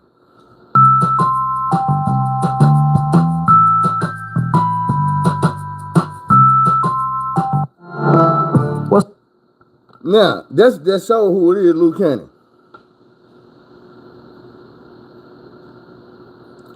Now, this is the thing about it. That's why I say I'm not trying to confirm none of this shit and say this the truth of none of this shit. Because I ain't seen no proof of none of this shit. I ain't never heard of this dude before last night. But what I'm saying is, Wack is talking to the nigga like he know exactly who this nigga is. They talking about shit that, you know what I'm saying, like, this nigga is a real big, you know what I'm saying, one of them dudes. I also seen the thing where they had dude walking around the hood calling Wack out back in the day on some real shit, telling Wack, nigga, you not like that, bro. You talking that shit to Big U, and Big U ain't that type of dude gonna get him in, but I'm that dude, bro. What's happening? Like, nigga, what's happening? So when I seen that, and I seen them talking about, okay, these niggas know each other, they done had some dealings before. And it's like when the nigga was saying shit, y'all gonna see. Everybody, welcome back to the channel. I put the fast forward to dude talking. But I got to run Xena outside, so I'm just let this play, man. Y'all check it out. I'm gonna get with y'all in a second when I get back in the house. Blickies for his whole hood. He says that Big U might have been the one that got Nipsey killed and a whole bunch of other crazy stuff. Now, this is a pretty wild video right here, so without further ado, let's go. So, I just seen probably one of the wildest interviews I've seen in a while over on the No Jumper podcast, and bruh, y'all gotta see this right here. So, as y'all may or may not know, Wack 100 is basically an employee of No Jumper at this point because he's always on there interviewing people and attempting to make viral conversations happen. But yesterday, him and Adam 22 did an interview that had me looking crazy while I was listening. So, to set up a little backstory, Wack is a member of the Bloodset Piru, and he's coming straight out of California. Now, he's been around for a while, and he's found himself in all types of business as far as the music industry is concerned. Now, I got a whole story video on Wack 100 if you aren't familiar with him, but basically, he's involved in the streets and in the industry. He does a lot of politicking with people on both sides, and this includes other gang members, sometimes even people from rival gangs. Well, since he's found employment on the No Jumper podcast, this is truer than ever. And he recently sit down with a dude named Loose Cannon, and the two had a wild conversation that involved this dude, Loose Cannon, basically snitching on his whole gang. Now, I know what you're thinking. It can't be that bad, right? Nah, bro, this dude was on there giving witness testimony like he was on a stand. No coke and chips needed, bro was giving all the info up. He folded when there wasn't even no pressure to fold. It's crazy. So to make sense of this whole thing, let me hit a few key points real quick. Like I said, Wack is a member of the Bloods, and he's done some politicking throughout the years with all types of people in the streets and in the industry. This includes a well-known street dude by the name of Big U. Now, Big U, he's got a lot of history, but to make it short and sweet, Big U is a big crip. I really didn't even want y'all to be going through all the shit the dude talking. I ain't fast forward enough. We're gonna fast forward a little bit. See, the dude got his own opinion. I want y'all to get y'all opinion. I think this is the part where I seen what dude was checking Wack 100. Just a little over a year ago. Check it out. All this internet thugging right, and acting like you just so turned up, putting it on Piru this, Piru that. Nobody's seen you do nothing. All that cloud chasing don't equal up to real shit, bro. We on real time. Like, you have to really start watching your mouth because don't play that. Play for keeps. Like, you talking about let's get down. Just don't want to get down with the low. And you could put that on Piru. I bet you on any dollar you don't want to get down with the low. No, you staring death in his eyes. That's why you want to run with some cowards. Oh, let me call Big U. Let me do this. Just, he don't f with you. He don't f with rats. He don't f with rat lovers. He don't f with because they're doing police. You got the key to the front door. If you do, just pull up. Neighborhood crip, we don't play that. He don't do internet. But I'm out here, 6-0. So all that bullshit that you're doing, bro, we're going to have to cut that out. Words to live by. So as you could tell, there's been friction between these guys, Nipsey Hussle, and one of the most important had knocked Nipsey come back to penitentiary.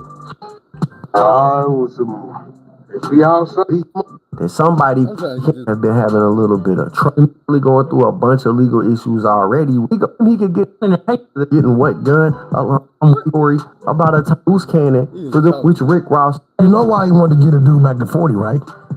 Because he was gonna make dude give him 20 for getting it back. Of course. And yeah, now Big U contacted him so that they could extort Meek Mill and Rick Ross. And apparently the story is basically Big U contacted Loose Cannon for them to run down on Meek Mill, which they did. They then called Rick Ross and demanded Rick Ross bring them $50,000 or they was gonna kill Meek Mill, which Rick Ross apparently did. Now, this is according to this Loose Cannon dude. I'm not saying it's facts. I'm saying this is what he said on this podcast for everybody to hear. Y'all listen to this. So when it came down to like dirt and stuff like that, I'm gonna get it. You get what I'm saying? And then like one day, you know why he wanted to get a dude back to 40, right?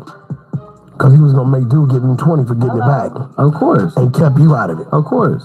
He did that to when I did that to Meek Mills and Rick Ross. What'd you do to them? So the club, when you sweated him in the club? Yeah.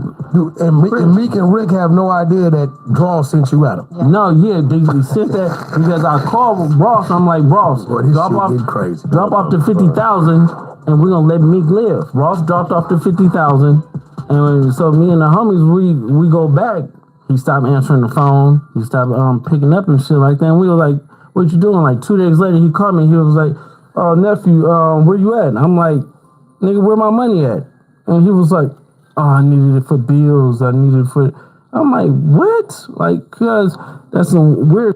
And then he stopped answering the phone because I'm trying to pull up on him. Like, bro, you got to come and see me. Hey, but bro ain't stopped right here in the interview. He kept going. Y'all know they got to talk for hours, so bro just literally was giving all the information up. He went on to tell a story about receiving a phone call from Big U 30 minutes before Nipsey Hussle died. And on that phone call, he basically told this Loose Cannon dude that Nipsey had been taken out. Again, this is 30 minutes before Nipsey died. According to Loose Cannon, when he got off the phone with Big U, he called Nipsey, and Nipsey picked the phone up like, what's up, my G? I'm good. Yeah, I'm good. I'm not dead. I'm right here. Now, apparently, he never did tell Nipsey that he had received that phone call from Big U. But y'all think about what the implication is here if Big U knew that Nipsey was going to die 30 minutes before Nipsey died. And I'm on a phone. He FaceTimed me. So he FaceTimed me and stuff like that. He was like, Nipsey just got killed. I'm like, sick. So I didn't hear that. So I hang up with him. I called Nipsey, and I'm like, Nipsey, what's up? He was like, oh, what's up with it? Nipsey answered. Nipsey answered. He answered the phone. And I was like, I love you, cuz, or whatever like that. Did you tell him the call you just got? Or you didn't even mention it? I didn't mention it. And that's what fucked me up because my cousin is Nipsey baby mama. You get what I'm saying? So it was like, I could have probably stopped it or it had it. Stop what? What you mean, man? Now, he said roughly 30 minutes after he had his phone call with Nipsey, he received another call that told him that Nipsey had, in fact, been killed. And what this did was lead him to believe that Big U had something to do with Nipsey's death. So after I talked to Nipsey and I was like, yeah, I love you, cuz, or whatever like that, I'll see you later or whatever. So I hung up the phone. I thought Big U gave wrong information. 30 minutes later, the homies blowing me up like they just killed Nipsey. And so I'm like, wait. You get a call from Big U telling you Nipsey just got killed. Yeah. You panic, called Nip.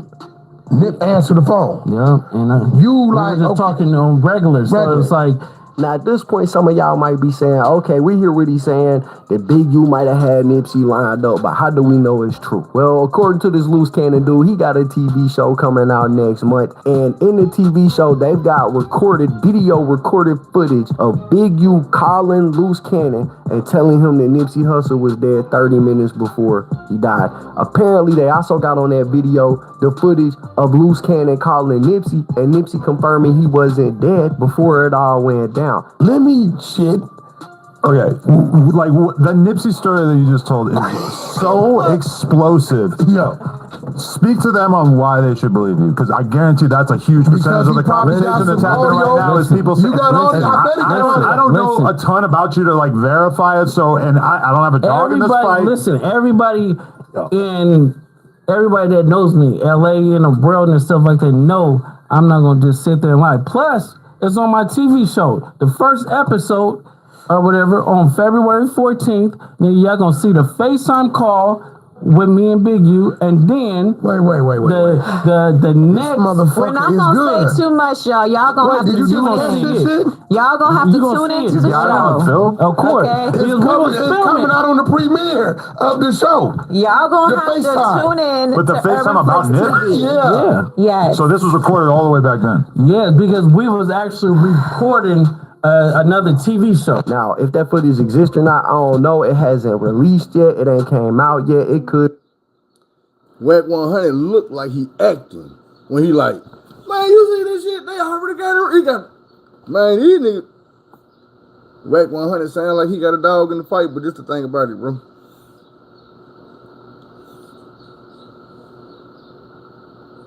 We gotta do exactly what he want us to do, which is when his show come out, when his show come out, we gonna have to tune the fuck in and watch and see what the fuck going on. We gonna have to. I guarantee you, everybody who represent that right there is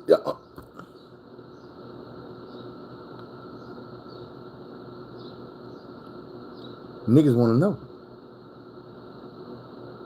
You know what I'm saying? Even Jesus had a Judas. It's a history behind it. We need to know the history.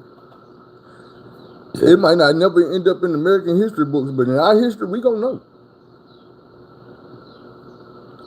You know what I'm saying? The same way we know that the FBI infiltrated and took out the Black Panthers, we gonna know if Big U really did this, man. And see, this is what I try to tell people about Nipsey.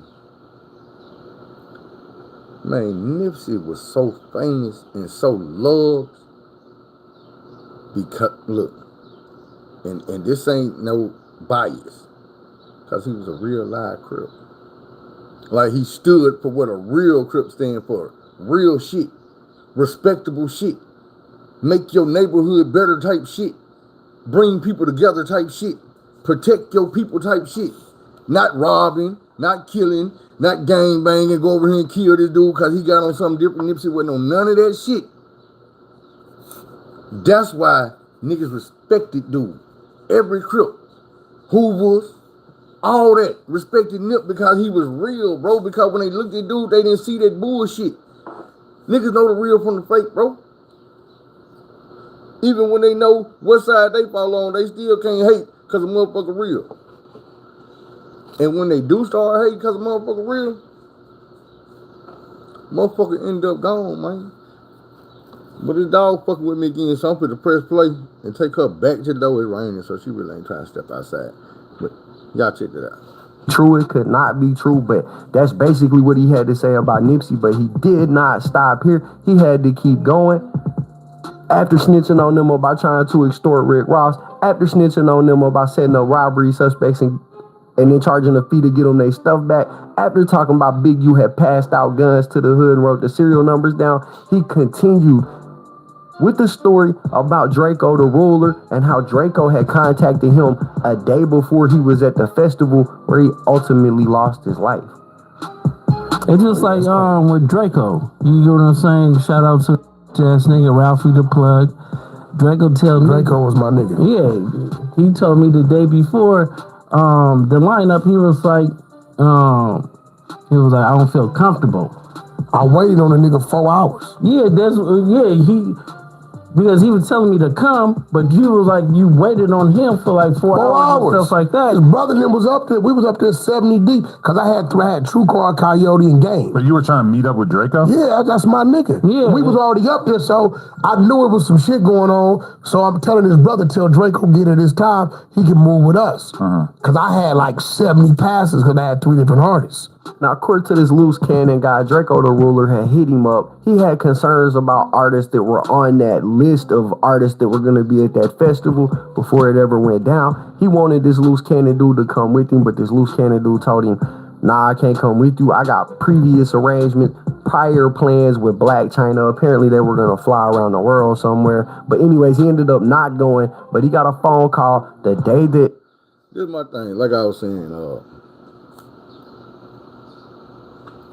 Wack 100, one of them motherfuckers I never want to trust. But more often than not, the shit dudes say paying out just being real. That don't make him no real nigga. That just means sometimes he come with good information. That's what he, you know what I'm saying? To me, that's what he good for. I don't look at Wack 100 as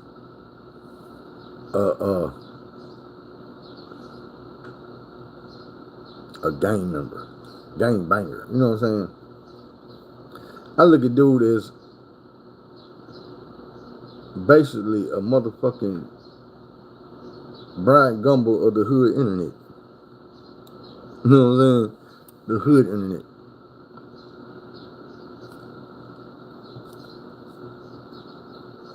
My thing is this here.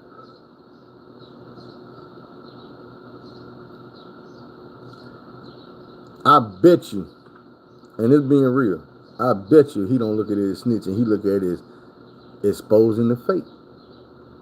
Nigga, you fake as fuck. I'm going to expose that. I'm not telling on you. Nigga, I'm exposing the bullshit you doing because you got these people fooled. If that's the case. And that's what anybody, that's the same thing like I said with Cat Williams was doing to Steve Harvey now.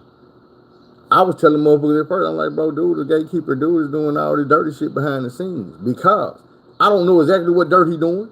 I just know that he's being rewarded every time he say some cool shit. He get rewarded. Same thing with the rest of these motherfuckers. Every time they do some shit that they get rewarded. Jay-Z got rewarded when he played that shit with Colin Kaepernick. He did the bullshit out of nowhere. The NFL called Jay-Z to mitigate a motherfucking practice between the NFL and Colin Kaepernick, an NFL quarterback. What the hell they need Jay-Z for? I'll tell you what they need Jay-Z. Because Jay-Z is an entertainer, an actor that can get all us to pay attention to him. Ooh, Jay-Z on it. What we didn't pay attention to is the NFL was using Jay-Z as a smokescreen to fuck Colin Kaepernick over. Yeah, they gonna see you and they not gonna pay attention to the fact that we finna send some scouts out. But these scouts we sending the trainers and shit, these people can't sign nobody to an NFL roster. Why in the hell are y'all watching me? Where the coaches at? Where the coordinators at? People that will actually decide, yeah, I can use him.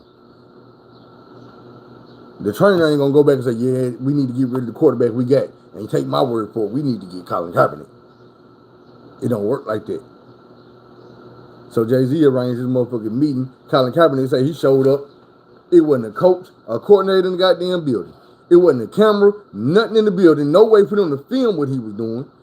So they can go back and even show the coaches and shit. He said, nope, not gonna do this. Y'all fucking me over. I got my own camera crew. They said, nope, your camera crew can't come in here. He said, I'll tell you what then. This is what we're gonna do. I'm gonna go down here to the park, to the school, where I can bring my camera crew, and I'm gonna work out. I got my own wide receivers, NFL wide receivers. We're gonna run these routes and show them how I sling this ball. So they went and did that. And what the NFL say? Don't pay no attention to the video, but do y'all notice he's a troublemaker? We told him no cameras. He had to bring a camera crew. Look, he brought his posse with him. His posse? Nigga, NFL wide receivers. Nigga, that's not a motherfucking posse. That's not an entourage, a motherfucking crew. That's a motherfucker that can think, that outthought y'all.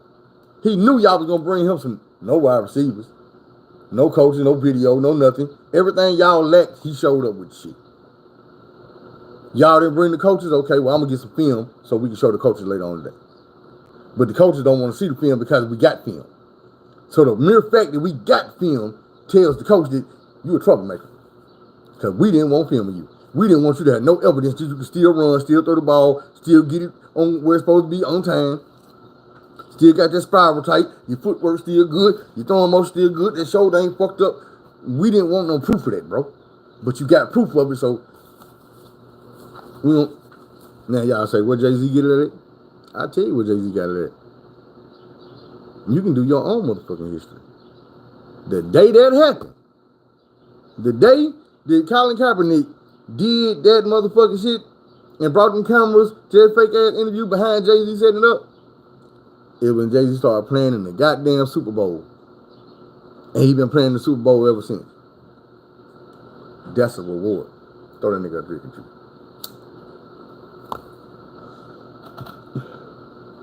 Let me tell you what you get when you get Jay-Z. When they dangle them carrots in his face, make him a billionaire to impress y'all. And then they tell him, hey, you know, we can take that money whenever we want to, like we did Kanye. Play nice. We don't want you blacking up the Super Bowl down in Miami. So get us a Miami Super Bowl without black people. Jay-Z say, shit, watch me work. We slide it. Hey, y'all, we're going to do the Miami Super Bowl halftime show. So we're going to do, since it's going to be so Miami, we're going to bring in Jenny from the block up in Brooklyn or the Bronx or wherever the hell she's from New York. New York City. So we're going to bring her down. And we're going to go South America and get secure. And then that's going to be Miami. Bam. And I said, damn. So they just told Miami that y'all just Latin people. From anywhere. It don't even matter where you get them from. Just anybody Latin is Miami. And good enough. Man, Jay-Z did y'all dirty. Because I was like, damn, man, you could have got Pitbull. You could have got Flo Rida. He say you got all the motherfucking anthems for the motherfucking sports. If you're good enough to make an anthem, they'll use your song. But nigga, you better not come down here and think we're going to give you money to perform. No goddamn Super Bowl. Sit your black ass down. Hell no. See, Jay-Z had to do that to make up for what his wife did. Because she did the Super Bowl halftime show and came out there and acted like she was black. And they were like, Sean Carter, you got to make up for that. We need to get Colin Kaepernick out of here. He won't stand for the national anthem. He don't like Star Spangled Banner. Y'all didn't know where I was going with it, huh? Yeah, all of that shit because of that goddamn Star Spangled Banner. That song, they want you to sing it, and they be like, hey, don't worry about the part where they're talking about killing your ass. Sing the first part. We'll be quiet for a second. There's some of the dirty shit that be happening, man. You know, when niggas get some cotton picking nerve, they do any damn thing. It's a lot of shit going on that we could be talking about. With dude, like I was saying, it's just, man, it's a lot of history. At least me, I'm tied into the shit. I want to know. Shit like this is a brand new chapter in a brand new book. And I'm finna start reading this motherfucker. I want to know. I read the rest of the book. Hell, I'm in the book. I got chapters in that motherfucker. It's important though because Big U, no matter if he rolling 60 or what, dude represent a lot of people. People he ain't never met. People he ain't never gonna meet. And I'm gonna be like, to make it personal. When I was getting into YouTube and I was thinking, before YouTube, and I was thinking, man, I need a voice. Somebody that'll listen to what I got to say, give me their ideas, feedback, and then they can go say the shit. Because people gonna listen to them. My nigga Big U was one of them people that came to my mind that, hey, I need to get him in a room so I can have a conversation with this man. Because people will listen to him. Because he got influence, bro. He's an influencer. Over the hood. The shit that I represent. The shit that save lives and the shit that take lives and all this shit. When one man has that much influence over it, yo, you want to make sure that motherfucker's on the up and up. It's just like one of the biggest things in the world right now is president, the office, the election, the running, and all the bullshit behind it, because you got a dude that's running for that office to lead America, They got so much smut on their background. But you got some people that's gonna sit back and say, man, that don't matter. He said he can shoot him out on Fifth Avenue and wouldn't lose no vote, that don't matter. He said grab a bottle, that don't matter. And so you got some people who gonna look at Big U and be like, man, that don't matter. But it's a whole lot of people sitting back saying, nope, we gotta find out about this, bro, because that shit right there, it is what it is. We got to realize that dude, whether elected or just being who he is, he got a lot of influence over people that you ain't never met, kids and all that shit that's coming up. Ain't even doing this shit yet, just coming into it. And he gonna have influence over them. We got to make sure dude is who he's supposed to be, bro. That's like I was just saying. That's the reason why niggas love Nipsey. Because we knew beyond a shadow of a doubt, dude wake up every day and prove that shit. You done seen him in so many situations where he do not fold for that bullshit. He stand on this shit right or wrong. And it's usually right. It's not a whole lot of situations where you go back and see Nipsey doing some bullshit. I don't know none. I ain't heard no stories where dude was on some bullshit. From a kid on up. I've not heard one story where you be like, yeah, he was a fuck nigga on that one. Yeah, he did some bullshit on that one. I understand that. My nigga, Michael Jackson was raised by Joe Jackson. It was not all good. It turned out good. It was not all good. Way before this shit happened, we heard stories. Way before this shit happened, we heard how Big U done goddamn me jumped on Nip. How Big U got jealous of Nip and came and took all his motherfucking equipment back when that nigga started blowing up. Big U had his excuses, but like I just told you, the truth don't need no legs, and when you give a nigga a lame ass excuse, it kind of sounds like a lame ass excuse. Big U excuse was his hurt. Man, I came and took the studio equipment back because we got other homies that wanted to use it. It's the timing, my nigga. When you got one homie that is blowing the fuck up, and this is what he using. He putting on for the whole motherfucking everything. And he getting that recognition that you as top dog is used to getting. And now you don't understand why this nigga that you raised, the whole world calling his name. See, because you gotta think about it. The whole world know Big U name today. They didn't know Big U name before Nipsey. Nipsey came first with the name, with the fame. You see what I'm saying? Big U name started blowing up around the time that Nipsey died. A lot of the homies knew who he was. The streets knew who he was. Didn't nobody in corporate America know who he was. Nobody on YouTube knew who he was. Dude, he was not, like dude was just saying in the other interview, man, that nigga don't fuck with this nigga, that nigga, he don't do that type of shit, he don't get on the internet. But I'm out here, nigga, what's happening? Today, that don't sound like Big U. Big U is the nigga on the internet. He is the nigga that respond to shit, that say shit, that do interviews and shit. He was not that nigga years ago. Nobody knew who the fuck Big U was. He was really out there in them streets doing street shit. And now everybody know who he is. But like I say, nobody knew who he was like that until after Nipsey. After Nipsey blew up. And yeah, it's a whole lot of talk going on that dude was jealous of Nip like that. When he asked him in the interview, like, man, I took the equipment. I ain't say he couldn't use it no more. I just took it over here and put it over here so everybody would have access to it. Everybody don't need access to the equipment that this man using, his hard drive. His, you know what I'm saying? They don't need to be able to fuck that up when he the one is doing something with it. You could have told that, hey, bro, I'm gonna need you to buy that from me so we can help us get some more shit. But the other homies need to do some shit too. But for you just to pull up at the main house in the middle of him blowing up, like, all right, man, check this out. Let me get the motherfucking keyboard, let me get those speakers, matter of fact, all the computers I need, all. It's like, cuz this is my shit. I can't get my shit, this is my shit, give me that shit. Man, that's not no real nigga shit. That's not no real big homie shit, bro. But like I say, big homie at night. People be human. And humans have emotions. And jealousy is one of them emotions. You know what I'm saying? Hatred is one of them emotions. People have that shit. And you know what I'm saying? Just because it ain't good don't mean a man won't have it. We all experienced it in some shape, form, or fashion, you know what I'm saying? Can't put nothing past nobody, bro. And you can't paint pictures of people that you don't know. You can insinuate, you can assume, but until you know, that's really all you're doing.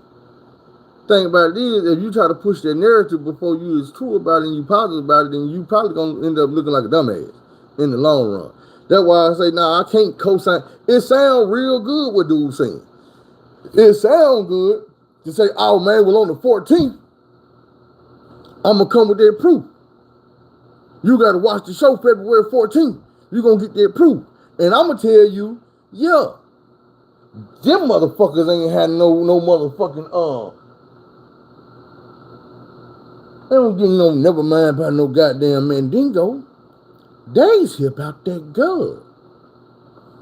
Now what they come here about the girl for to chew the back?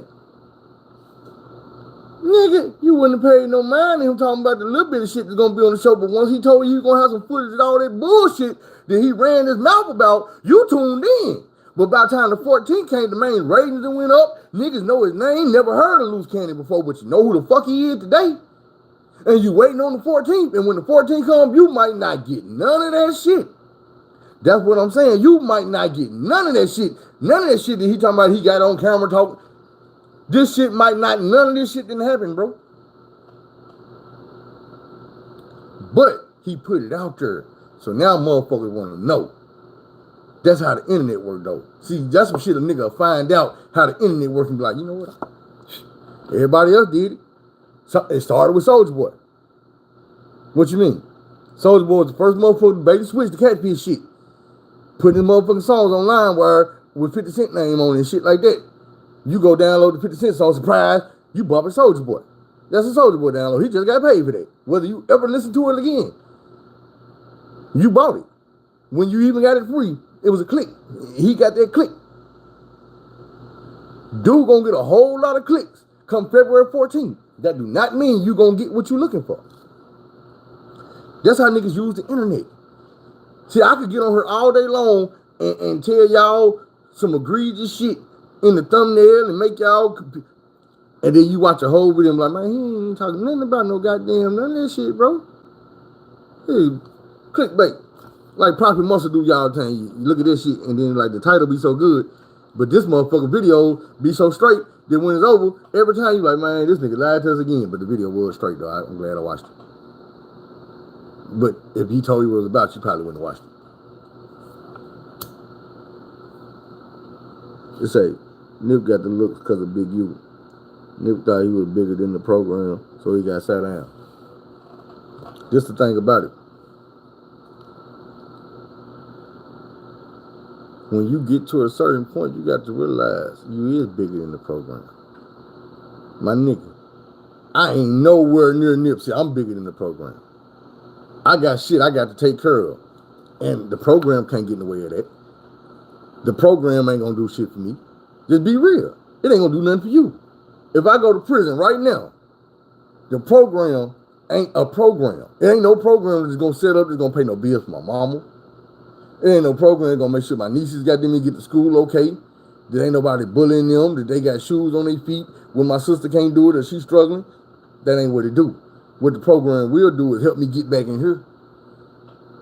It help me get back here. What the program will do is it'll backdoor me when they think that I'm getting big-headed or I'm getting too big for my britches. Oh, he bigger than the program. Say, man, the program stole me when I was a child. I didn't know what the fuck I was getting myself into. I'm 42 years old. If I woke up right now and a motherfucker came to me and told me, hey, bro, you can live your life like this or you can live your life as a crip. I'm going to pick like this. But I'm man enough to say that. There's a lot of crips going to wake up today and say, nah, crip, that's all I ever want to be. I don't want to be nothing else. Man, be for real. I'm going to tell you the truth. Nigga, if I could wipe all this shit out of my motherfucking record, if I could not have no dead homeboys, if I could not have no niggas that's locked up on no stupid ass shit, killing other motherfuckers that didn't have no business dying, man, I'll wipe all that shit away from me and from you and everybody else. If I could wake up tomorrow and be like, hey, I'll stop this, and all of a sudden, all these dudes' mamas out here crying because they baby gone, they tears dry out. I'm stopping. It ain't shit you can ain't nothing you can give me to keep going. It ain't worth it. It's nothing in it. Yo, you got niggas like Big U them. They living in big houses. They doing good, and you can test all that or a lot of that to the program. But only because they got to the top of the program, stepping on the niggas that really believed in that shit, the niggas who were really out here living that shit and doing that shit. They get to a point where no, they not coming back to the hood to do none of this shit. Yeah, walking around with rags on them and all this and that. When you see Big U, this nigga with his kids and his motherfucking grandkids, trying to live his life, swearing up and down, man, with that shit no more, I'm pushing peace. It really ain't on no positive shit.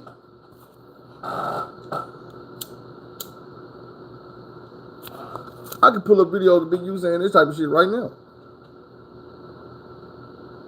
You see what I'm saying? So what's the truth?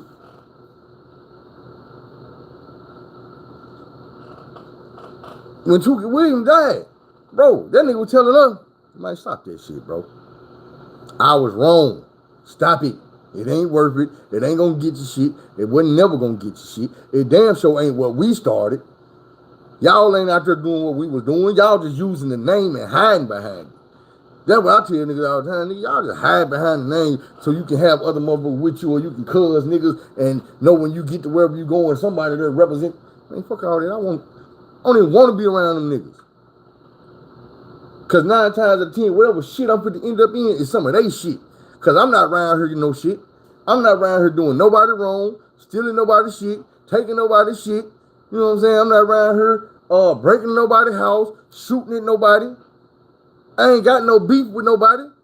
So when I go out by myself, 9 times out of 10, I ain't got shit to worry about. Unless somebody just out here trying to rob a nigga or something, you know what I'm saying? I'm not finna bump into a nigga that want to do me no harm because of who I am. Because of what I did to him. Motherfucker might be out here on some shit or something and just need to hit a lick and do something to me like that. But ain't no nigga in this world that I feel like I'm finna bump into on the street like, yeah, nigga, you owe me, bro. You did me wrong, bro. You tried to, you know what I'm saying? All my shit that been settled. Ain't gonna say what that been settled, but all the problem I had, hey, I'm straight. Man, quit blowing me up.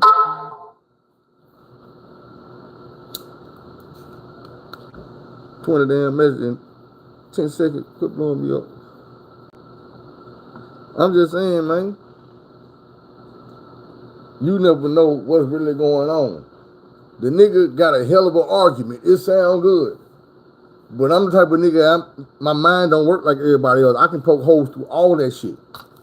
And all I can tell a nigga at the end of the day when I get to poking holes in it is, but we gotta wait and see. Gotta wait and see. Because, yo, the shit, and this is what I tell niggas all the time, man, I quit vouching for motherfuckers. If you don't know, you vouching for no motherfucker. I can't vouch for the nigga loose cannon. I don't know that nigga. I can't vouch for goddamn me, Big U. I don't know that nigga, what he capable of. I done heard some shit. Everything I heard was not good. I ain't heard nothing about the nigga loose cannon because I ain't never heard of the nigga loose cannon until last night. But what I'm saying, like I was just saying, when Wack talking to the nigga, it sounds like the nigga is reputable. He's supposed to be goddamn me exactly who he say he is. If not, then I'm assuming way before the 14th of February, over 2 weeks from now, whatever dirt on this nigga name is gonna start coming out. But this is the scary part about it. The nigga who dropped all the dirt on motherfuckers, that know all the dirt on motherfuckers, was sitting right beside dude when he said the shit he said. So who gonna drop the dirt? Cause I'm telling you, y'all know how the game go. Like Cat Williams say, man, look, motherfuckers find out shit, they not gonna say shit. They gonna run to the motherfucker that will, the nigga that got the nuts. That's why Cat Williams say, man, I don't go investigate. These motherfuckers bring this shit to me here. I just been sitting on, I know all this shit. People just tell me, they bring it to me.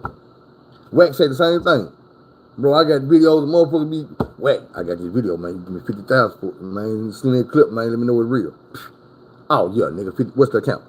50 bands on the way, bam, get the video. Because I used to ask that question, I'd be like, bro, the Whack 100 got everybody's sex tape? He said he got sex tape on this nigga, on this nigga, on this bitch, on that bitch. Man, how you getting all the tape, nigga? Man, motherfucker, no Whack got the nothing. They gonna sell me the video. They gonna call me and tell me, hey, bro, get what I got. Give me this for it. Dudes say they were recording their own shit. We gonna see. Like Drake say, nigga, we gonna see. But I think dude got enough shine on my show. But that nigga had some cotton picking there too. Both of them. It's a laughing matter. It really ain't no laughing matter because at the end of the day, man, we lost one of the greatest ones we ever had. And I say that because I try to tell black folks, like, y'all realize we don't have a leader, right? The hood, we very seldom have a leader we can trust. We got motherfuckers they position and put in front of us to lead us, but it's always a farce. And that's what was so great about Nipsey. Nipsey was real live, homegrown, still at home. Nipsey wasn't puffy. They grew up in the motherfucking industry in the mailroom, got up under Clive Davis, a rich white dude, and they got the rumors about him about this Funny Bunny shit. Then him and them was in a relationship, and then he got Uptown Records, and that turned into Bad Boy Records, and now this motherfucker's a billionaire, and Funny Bunny shit still going on in the background. We always heard it because it was always there. Ain't none of that shit about Nipsey. Nigga wasn't gonna be none of that shit about Nipsey. Now, the shit they did say, little freak ass shit, that was just freak ass shit. Ain't no freak ass shit. I done did. That's some freak ass shit.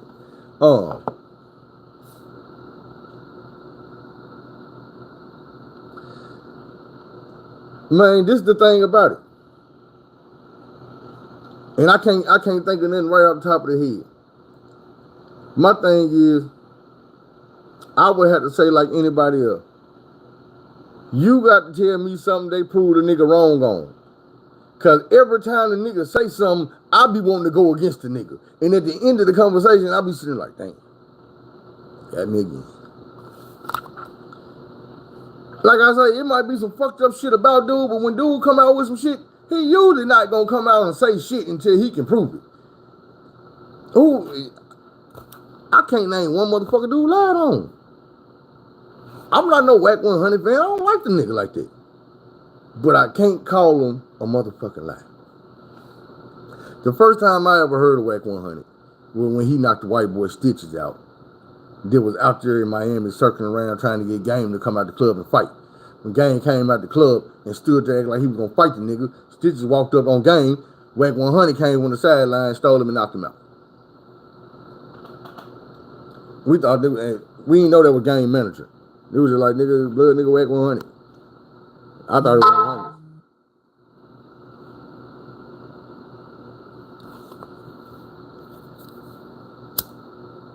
You know what I'm saying? I thought it was one of the homies. So, shit, it is what it is. I guess it ended up being the nigga manager.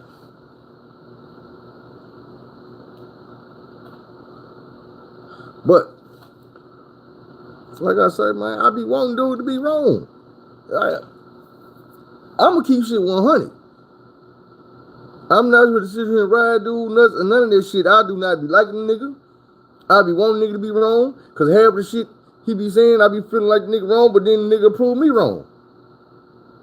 I can't remember exactly how he proved me wrong or what. I just know at the end of the day, when the situation over, I be looking there like, God dang, that nigga.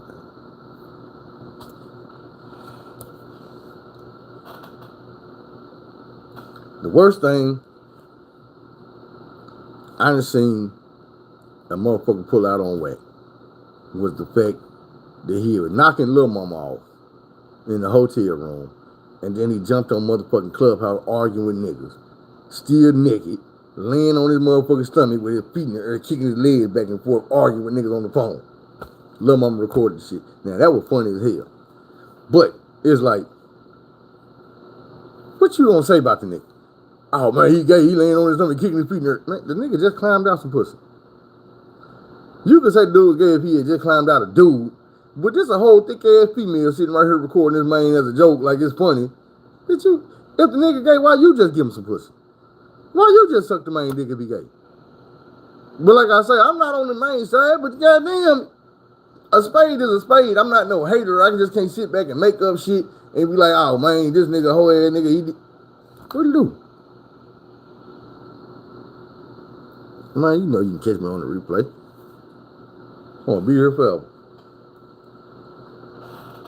Even when I'm gone. Have a good day, though.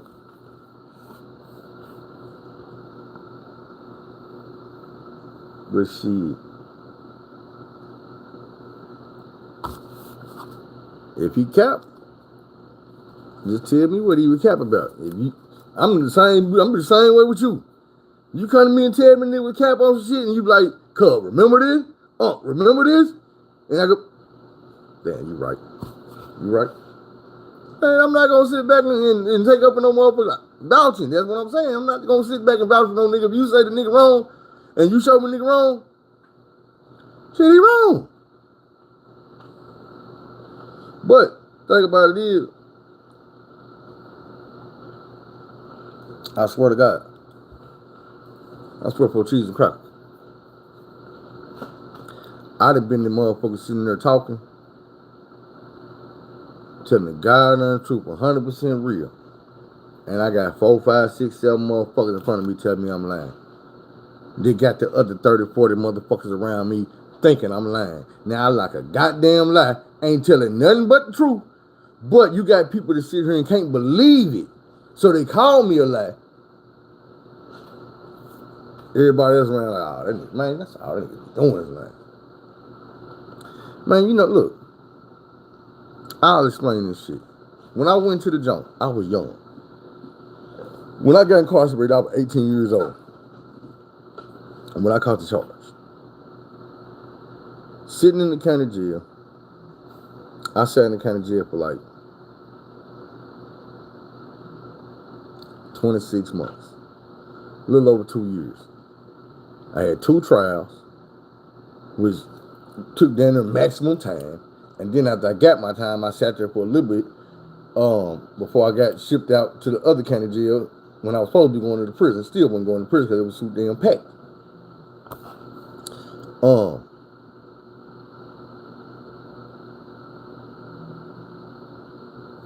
Oh yeah, people lying on me.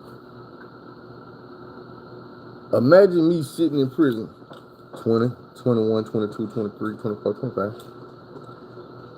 Everybody know I've been locked up since I was 18 years old. These people I'm talking to, some of them are career criminals and drug addicts. They have no sensibility of what's really going on out here in the world. So if I tell them, motherfucker, hey, bro, I've been emancipated since I was 16 years old, bro. I've been out of school. I never went to high school. I scored so high on my GED test that every branch of service in the military started ringing my phone and showing up at my door, telling me to come take the ASVAB test. I scored so high that they was alerted. Now they want me to take the ASVAB test, and this is what transpired out of that. You can get this type of job. You can get that type of job. We're going to pay for you to go to school to further your education. We're going to give you a check to go to school even after we pay for that. Then we're going to give you another check because you got to get supplies, don't you? You got to get books. You got to get transportation to get back and forth to school. So, you know, the military going to take care of all that. Then you got to go to over here. So you're going to get the check the whole time you in base training. You're going to get this amount. And then you're going to go to AIT. That's like a school level. And you're going to get this amount. Man, all over here, dollars. I'm 16 years old, but the people in prison like, man, you can't go to the military when you're 16. I know. That's why they had me sign up, enlist, take the motherfucking test, do all that shit, and then wait until I turn 17 in September. In January, they shipped my ass on out at 17 years old. But you got people in prison that's like, man, nigga, you can't go to the military no 17 years old, nigga. You got to be 18. But I'm trying to argue with them and tell them, but ain't nobody in this barracks ever been in the military. And the people that was might have signed up when they were 24, and it wasn't nobody 17 when they went. So they really don't know, but they talking like they do. And what they saying is, man, Phil, you lying, bro. You lying, bro. I was in the army. I was in the army when I was 24 years old, bro. With no 17. There was an 18-year-old, but what? Bro, it was a special case with me, my nigga. I was emancipated. First of all, I was not a child no more. Second of all, my mental was up there. And they know you a smart motherfucker walking around the streets with nothing to do. Let us give you something to do, bro. Uncle Sam got some checks with your name on it. I'm 16 years old, bro, sitting here in my drawers eating a bowl of cereal. I'm not money. Nigga, I'm around here getting me trying to sell a little weed or something, you know what I'm saying? Dip and dab a little bit of this or something. Wash my mama car, nigga, clean the car out, cut the grass to get money to go to the skating rink or to buy me a bag or something, you know what I'm saying? So when these motherfuckers get talking about this check at 16 years old, you goddamn right they had me.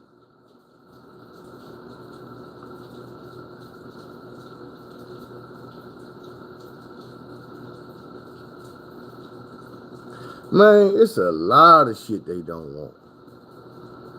My thing is, I already know it's boundaries. You know what I'm saying? That you just can't cross, especially on here. Think about it like this. When I try to tell y'all about that illness, them motherfuckers kicked me off YouTube for 2 weeks. I could not even access my channel for 2 weeks. And then, I didn't know why, but when I came back on, they gave me their warning, like, hey, you spoke on this right here. Don't speak on this again. If you speak on this again, your channel will be permanently terminated, and woo bam. And I'm like, you know what? We're not going to talk about that shit no more. When I get to talking about politics and shit too deep, all of a sudden, now my channel ain't monetized no more. We going on down we on 5 months right now. No monetization. Channel only like 7 months old. Y'all got to remember. I started my channel like that and got monetized in like a week and a half, 2 weeks. Everybody around me was like, what the fuck, nigga, who is you? What is you doing? YouTubers was hitting me and I ain't had 2,000 views. I ain't had 2,000 subscriptions. I can literally screenshot on other platforms where YouTubers have been hitting me up. And I had less than 1,000 motherfuckers subscribers, less than 2,000 subscribers. But the shit was going so fast that people were like, whoa. I'm seeing this nigga video every time I turn my shit on. Who is this dude? And then everything just went to a halt. It just stopped. Boom. I get on, I'm like, dang, I can't even get on motherfucking YouTube. I don't know why. I can come on here and watch other people's shit. I couldn't comment. Sometimes I be going through that where I get on here and I can't comment. I ain't saying I can't talk about that type of stuff. I'm saying I don't know. I don't know until I cross that boundary. I don't be knowing. And even when I cross it, I don't know until the punishment is about to get lifted. They tell me, okay, in 24 hours, you can go back to doing this and that, but don't talk about this and don't talk. I'm like, oh, shit. That's that shit.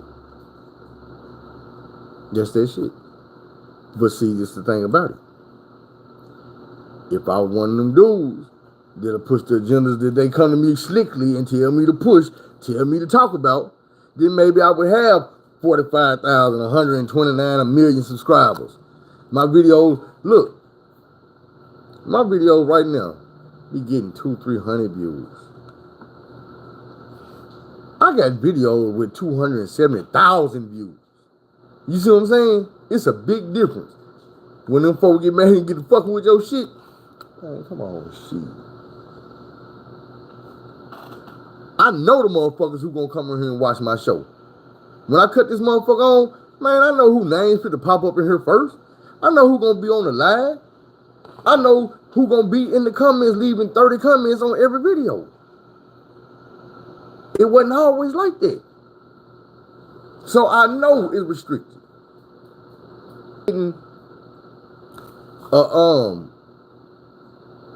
near 1,000 subscribers in 1 week. I can remember telling y'all about the shit, breaking it down like, look, I got all these subscribers right here in a month, but in the last week, it doubled. And y'all like, ooh. I'm like, yeah, this is the proof right here. You can see it with your own eye. I think I posted this shit somewhere. I'm like, look, this is how many subscribers I got this week. How the hell do you go from getting 900 subscribers this week, and then the next 3 months you get 200? In 3 months, 200 subscribers. One video is getting 10,000 views a day for 3 weeks. And then all of a sudden you get 2 videos a day, 2 views. That shit ain't real. Come on, man. That shit don't work like that. That's like telling me that McDonald's gonna sell 1,000 Big Macs every hour for 2 years. And then all of a sudden in one day, ain't no bullshit in the game, just but every day, one more, everybody woke up and said, you know what? We're not gonna eat Big Macs today. So instead of selling 1,000 an hour, they sold 2. There's some bullshit in the game somewhere. I don't know what it is. I just know they got some cotton picking nerve. You know what I'm saying? They got some cotton picking nerve. I do my videos any damn way. I look up right now, there's 13 people in this motherfucker. I done seen the weird, look. I done seen, look, my lives where they telling me I can't have no more people in here. You got the maximum amount of people in your life. And the only reason why it was a max limit, which was 1,500. The max limit was 1,500 because I wasn't monetized. That's one of the stipulations and limitations they have on you when you're not monetized. They limit how many people can come in your live. And I think it's like, it might not even be 1,500, it might be 150. I know it's a 1-5 and an 0. But whatever it is, I hit the number. I took the video down, but it was on the video where I had to hide the real shit I was saying behind the Razorback game. I don't even remember if it was basketball or football. What's up with it, bro? What y'all got going? Oh yeah, you gotta catch the replay on this one. This one of the ones too. You know what I'm saying? If you were loving yesterday, we picked right back up on it.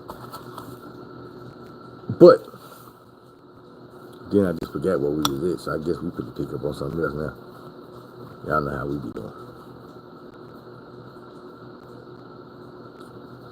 Man, I'm telling you right now, you got to go look right now and make sure that you got to hit, that's why I try to remind y'all hit that notification bell. Because YouTube will undo your shit.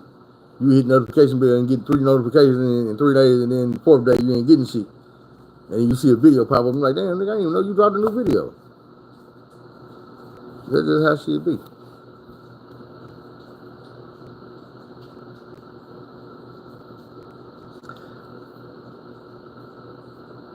I don't know. I've been trying to broaden my horizons, man. Find some different shit to check out.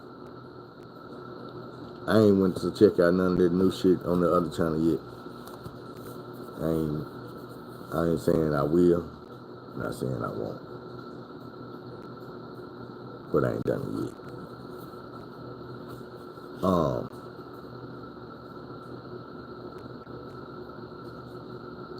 Hell yeah, cloud a hell of a drug. I was thinking, what was I thinking the other day? Like, a lot of people just don't even know the definition of clout. Clout? Well, fuck it, hold on. Alexa, what's the definition of clout? The term clout refers to the act of delivering a blow, usually with the hand, or the power and influence that an individual or entity has in various aspects of life. It is also a term used in long-distance shooting as the target to be hit. Did y'all hear that second one? About the influence. This is a little different than what I was going to say. What I was going to say is along the lines of clout being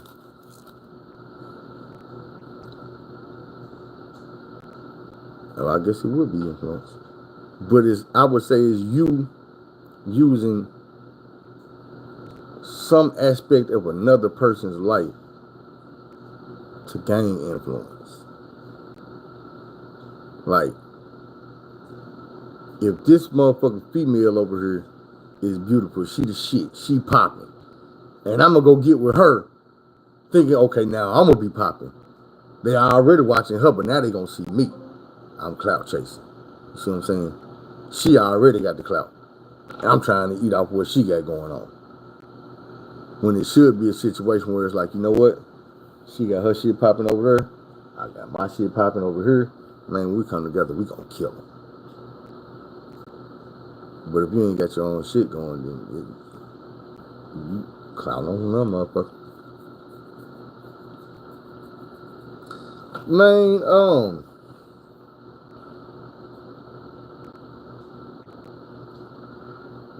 Dirty Rotten Scoundrels, man. All that shit real.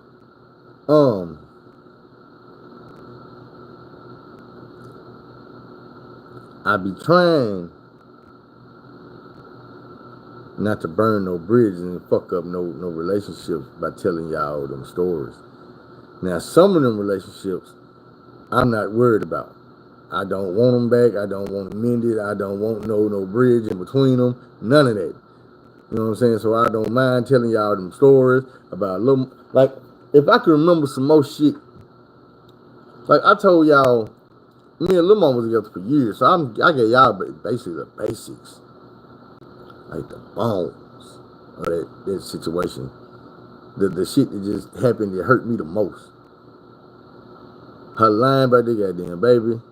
The cheating shit didn't hurt me as much as it probably seemed because I didn't know about the shit when it was going on. And by the time I found out, it really wasn't going to have no effect on me because shit, when I left, I was gone.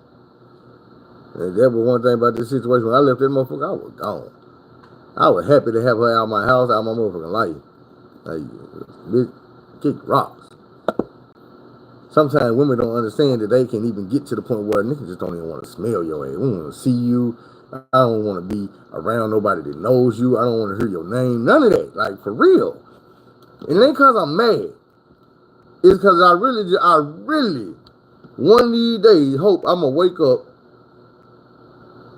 and you do not even be part of my thought process. Like, one of these days, I'm going to wake up and the shit you did, or said, or had going on, ain't even going to affect my whole day. Like, I'm going to go through the whole day, and you not going to cross my mind. That bullshit not going to interrupt nothing I'm thinking about. And sometimes that shit take a while. But shit, what? It be real. Like, even with old girl, man, the one from Louisiana. Huh?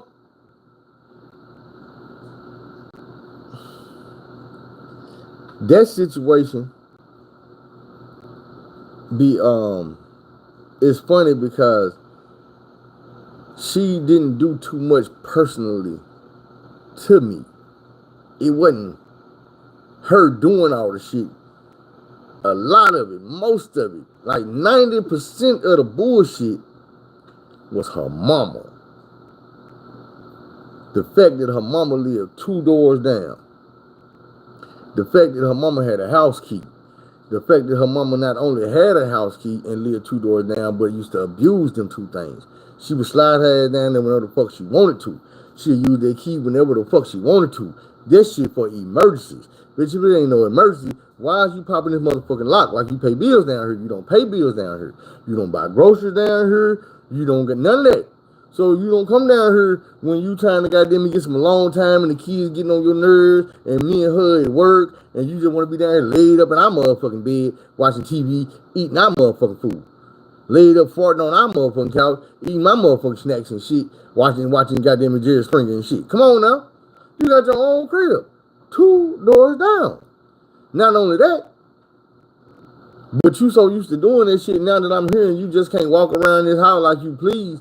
You resent that. You resent me being here. So you do and say little shit to try to come in between me and your daughter. So one day maybe I will get fed up with the shit and leave her. Or maybe your daughter will get fed up with the shit and leave me. That's why you try to tell her, like, man, your mama do this shit on purpose. This ain't no accidental, she thought it was okay type shit. Your mama a grown ass thought. She know what the fuck she doing. Your mama not an old ass woman. She's an old ass thought. She's still out here gambling, running the motherfucking streets, dropping pussy out both pants leg. Come on now. You know damn she grown with a job. So is you. And you do all that gambling and shit your mama do, but you just ain't sneaky, dirty, underhanded with it. You just don't win all the time and hide that shit. Well, at least not for me. You can't, because I be there when you win. I be on my way out the door with you when all your motherfucking sisters and your cousins talking shit because you done broke they bitch ass. And I be there when I tell you, goddamn, hey, man, damn, we got to, let's go catch a movie or something. Let's go out to eat. We got to go gamble. All right, now you already know my sister waiting on me. Yeah, damn, man, let's go chill. Let's go do some relationship shit. But then tonight, you gonna want some relationship dick. You gonna want me to take my time with the thing. Stroke it with the motion. Nah, bitch, I'm being there like I be stroking. Yeah, that's what I be doing. And I'm gonna turn my ass down. And then tomorrow I'm gonna get up to the same shit. And we gonna go somewhere and gamble. No, I don't gamble, I ain't with that shit. I like for show money. But like I say, it's hard to argue with a motherfucker when they be winning. I don't know if the bitch was cheating or what she was doing, but she used to be winning all the goddamn time. I be like, at the house, bitch, teach me how to play tonk. Bitch, teach me how to play pinochle, pitty pat. I don't know how to play none of this shit. Bitch, I play spades, domino. I know all the penitentiary games, like reindeer games. I know all the penitentiary games. I can play chess, all that shit. I don't know shit about no pitty pat, no tonk, no none of that. Nigga, I can't even play goldfish. You don't play goldfish in prison. That right get you a victim. You know what I'm saying? Man, I don't know how to play poker. No 21, no Texas Hold'em, none of that shit. There ain't no poker. Well, I ain't gonna say it be, but there ain't too much poker in the junk. Cause I'm gonna just be real. Y'all might not realize this. Like in county jail, wasn't no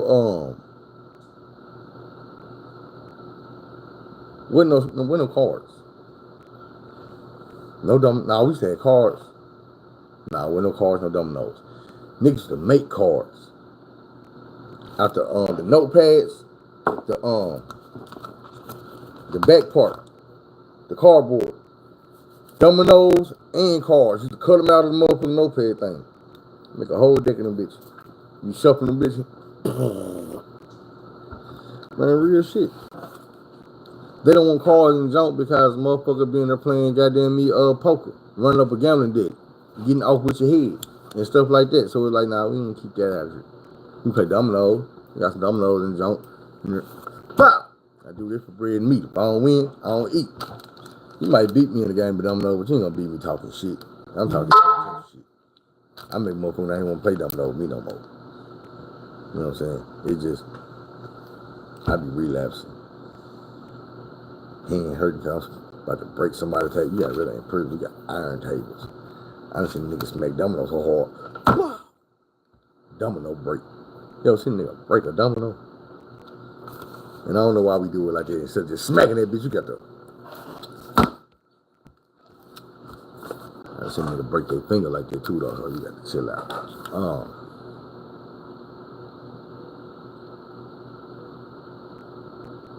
You say my mama used to do that. What your mama used to do? Hold on, I gotta read back, because now I'm seeing comments I should have been reading. And I don't know what y'all was talking about.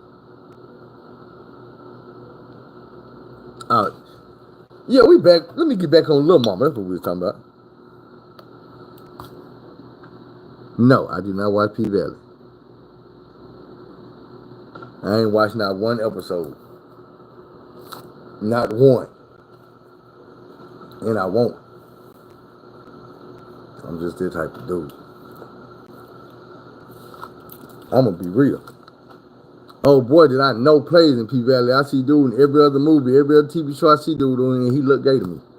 They like, man, he ain't gay, he got a wife. So, a lot of gay niggas got wives. But I ain't seen dude in any movie where he wasn't trying to act tough, play tough. Bro, you don't look tough. You look like a gay dude playing tough. I'm just being real. Motherfucking undercover, bro.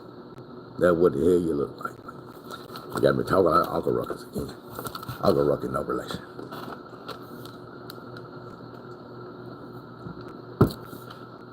The man looks sweet to me. I'm just saying. I seen him in The New White Man Can't Jump. Playing tough. Looks sweet. Got knocked out. Bro, that P Valley shit fucked your acting career up. Cause from now on, you gonna get cast as the tough guy punk. Even if you ain't doing gay shit, you got knocked the fuck out. Toughest nigga in the movie got knocked the fuck out. And you come from a TV show where you the toughest nigga on the show and you's a punk. I don't mean no disrespect by saying that P word, man. After I be getting relapse and shit.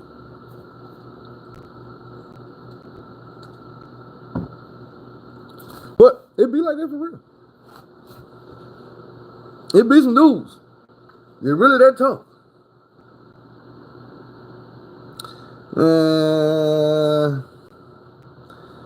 I'm not gonna say that. This is why. Look, check this out. The law says every movie, every TV show has to represent that shit. And when I say that shit, I mean the LGBT community. P Valley represents that shit real well. But that shit is so far from being reality. Not saying none of it ever happens or all of it ain't ever happened. What I'm saying is, you seeing shit on TV that you would go your whole life without ever seeing or hearing about in real life. It being real. They want you to see it on TV every day, every show you watch. But you seeing shit on TV that you can go your whole life without ever seeing.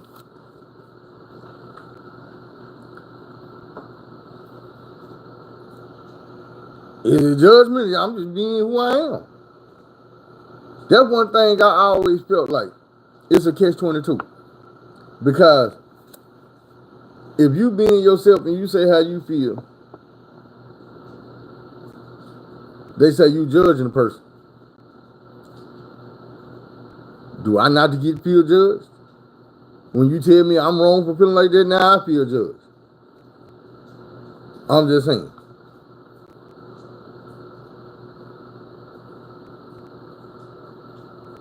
It's a lot of people agree with me. It's a lot of people disagree with me. It's okay to disagree. That don't make you right. That don't make you wrong. That just means we don't agree. My thing is, I don't want to watch something that makes me feel like they forcing me to be part of what they want me to be part of. You see what I'm saying? That is a show that as a man, I don't want to support. But for some reason, people come to me and tell me, well, you wrong if you don't want to watch. No, I'm not. I don't want to support that. I don't want to get behind it. That's not my thing. I'm not telling you not to go watch it. Now, I feel like I'd be wrong if I did that. If I was like, man, I'm not watching it, and you shouldn't watch that, and you should tell your people to stop watching it, and all this and that. That might be your real live uncle in that TV show, and you gonna support it no matter motherfucking what. Fuck you, Uncle Phil. I'm gonna support my uncle. Cool. I'm not gonna tell you not to, but that's not my uncle. I'm not cool with what's on the show. Not because I'm not cool with gay people. I'm just not cool with a show where people force me to watch gay people. People force me to watch people that look and act like me. Fool the world into thinking that people that look and act like me really gay behind closed doors. I'm not cool with that. And I'm not saying it don't happen. But what I'm saying is, I'm not fit to watch a show about it. I know some women, professional women, in real life, they love to watch their husband get did by other dudes and all this shit, like the Gabrielle Union, Dwayne Wade shit. It's some women, black women, all this shit, that really like that shit. But guess what? They don't be wanting everybody to know. They be trying to keep it a secret, keep the freaking secrets and all that shit. Man, this shit be for real. But the whole thing is, that don't mean I got to watch. Don't mean I want to be part of it. I'm gonna give you another insight. You hear, and you done heard all these years about Puffy them parties, Jamie Foxx and them parties, all the freaky shit, the Hollywood parties. You only hear it from the people who not with it. You don't hear from all the people. You hear, oh man, I looked in this one room and people was in there doing this. You don't hear people saying, man, we was in this room and we was doing this. No, they were doing it, but they don't want nobody to know. It's a secret. If you with it, if you're not with it, get the fuck out. That's how they do. You see what I'm saying? Like you said, imagine if the animals acted like us. Hey, well, the animals acted like us, we'll starve. And everything else. My thing is this. As far as the judgment go, man, on that show, we're going to stick to that show. I just ain't with it. I just ain't with it.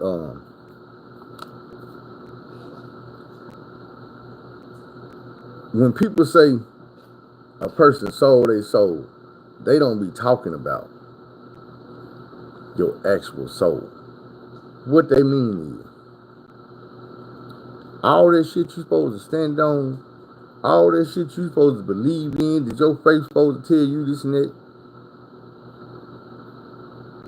that's what you give up when you do what these people tell you to do for some money. So you can't just look at the actors that's doing the shit. It's a reason why these people are paying these actors to do the shit. Because they want you as the consumer to watch that shit. They want you as the consumer to let your mind into that shit and get ingrained in it, make it normal. To the point where your child wakes up and he tell you, Mom, and you say, what? But also times have changed. So now they make you feel like you can't have the right to say, what? You gotta say, okay, I love you anyway, no matter what you are. And inside you like, damn, what happened? Yeah, I love you, baby. Damn, why it happened? What I do wrong?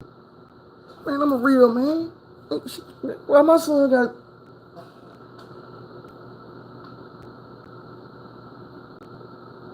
But like I say, they gonna make you feel bad if you give a damn or if you judge or you say something. But when they say it, they don't give a damn what's going on with you. How you feel fucked up on the inside now because your child is like this and you feel like you broke your child or you didn't do something right. You fucked him up. What I do wrong? Come on, baby, we gonna fix this. Are you wrong? It ain't nothing to fix. Fuck you, man, ain't nothing to fix. This motherfucker defective. That's not what's supposed to be happening right now. But it's happening. You got to deal with it. Don't mean you got to like it. Some people gonna tell you, you got to deal with it and you got to like it. No, I don't have to like it. I don't have to like it. When my mama got pregnant by Daryl, my stepdaddy, my sister daddy, and had a baby by dude, I had to deal with it. When they came to me and told me, do you mind if we get married? Yes, I mind if y'all get married. Man, because this motherfucker puts his hands on me. This motherfucker make me feel less than a man. Even though I'm not a man, he make me feel less than human. This motherfucker hurts me. This motherfucker scares me, terrifies me. And now you want to make a bond with him and go in there holy matrimony. I'm not with it. I'm not saying I can stop it. That don't mean I got to like it. You can't tell me I got to like that shit. You can't tell me I got to wipe my motherfucking mind clean and all that shit and say, well, fuck it, as long as my mama happy. No. You ain't happy all the time with this motherfucker. You damn sure ain't happy when he hurting me. So we supposed to all just sacrifice me? Well, fuck it. Whatever you got to go do, as long as mama happy. Man, come on, man. My thing is, like I say, I don't know 100% of what these folks' agenda is. I just know I'm not no damn dummy. I just know that I don't see no reason why cartoons should have that type of shit. Why do cartoons even have sexuality?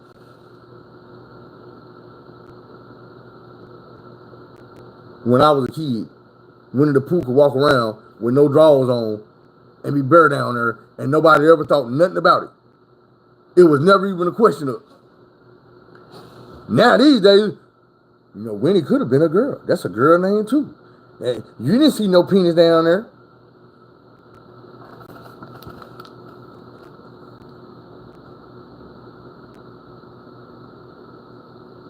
And Piglet, that's a girl name. And what about Tigger? He could have been Tiger. Them all girls.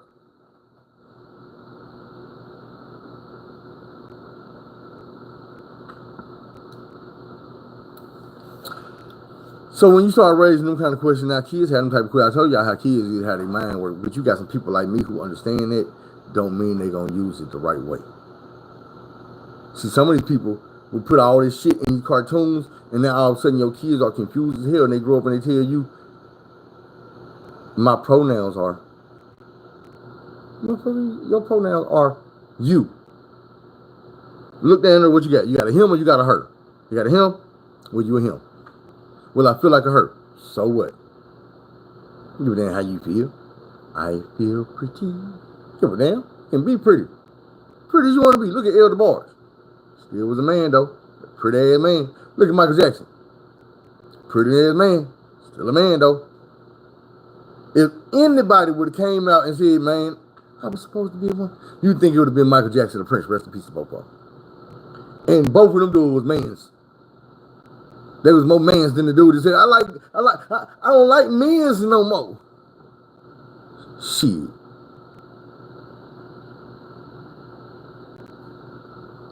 You feel me? Boy. I'm just saying.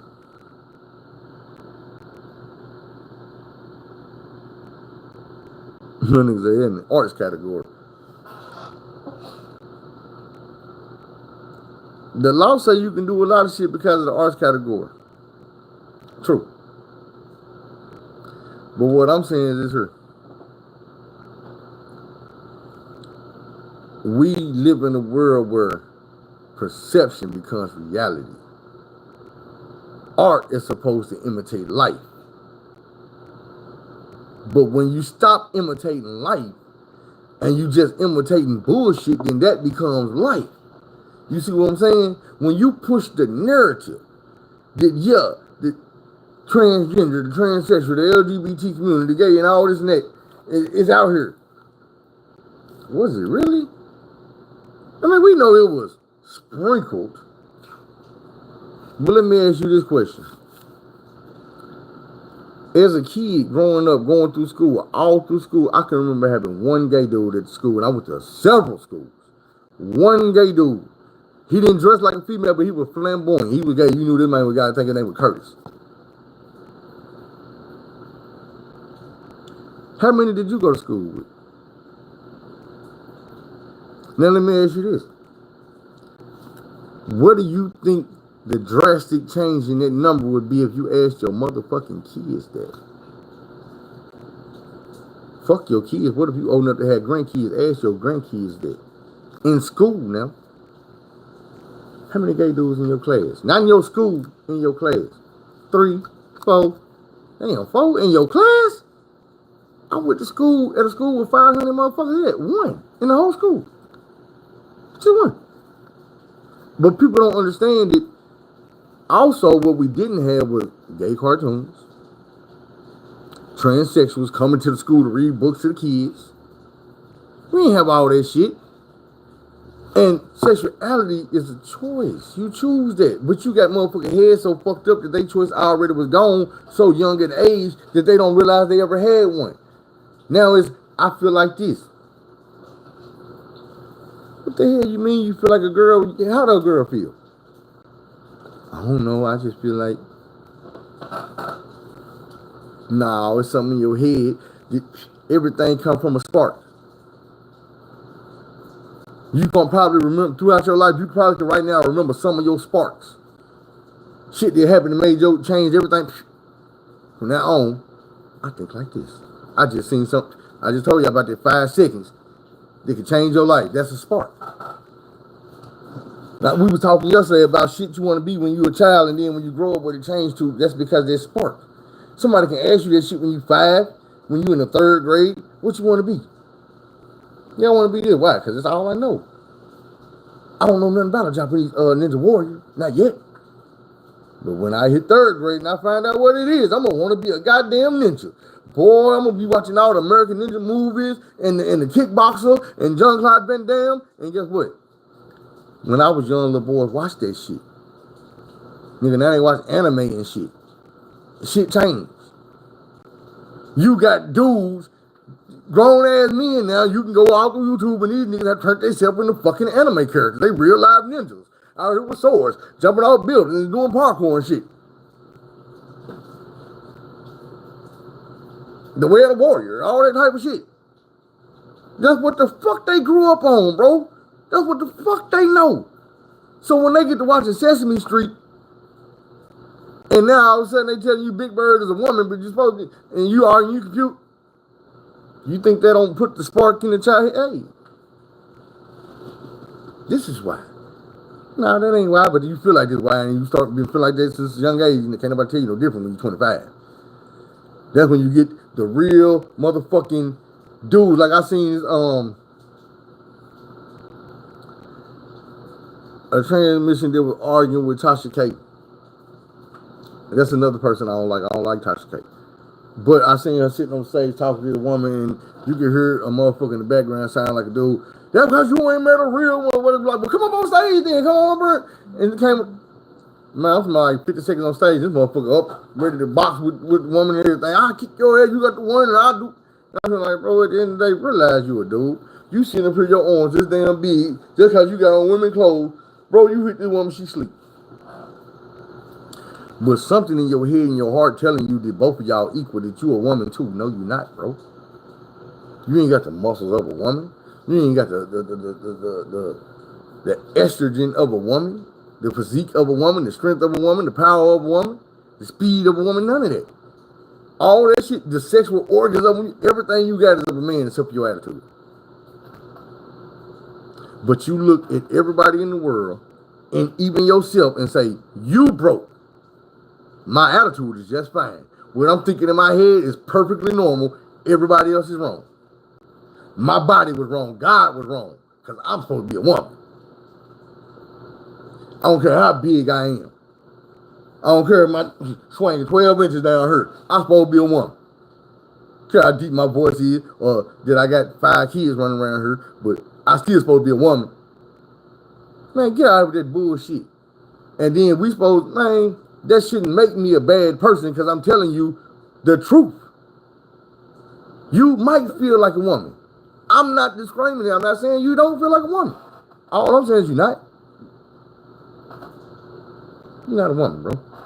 Not if you that strong, not if you got them organs, not if you got that testosterone, not if your chromosomes say this, and all this. The only thing say you're a woman is your mouth.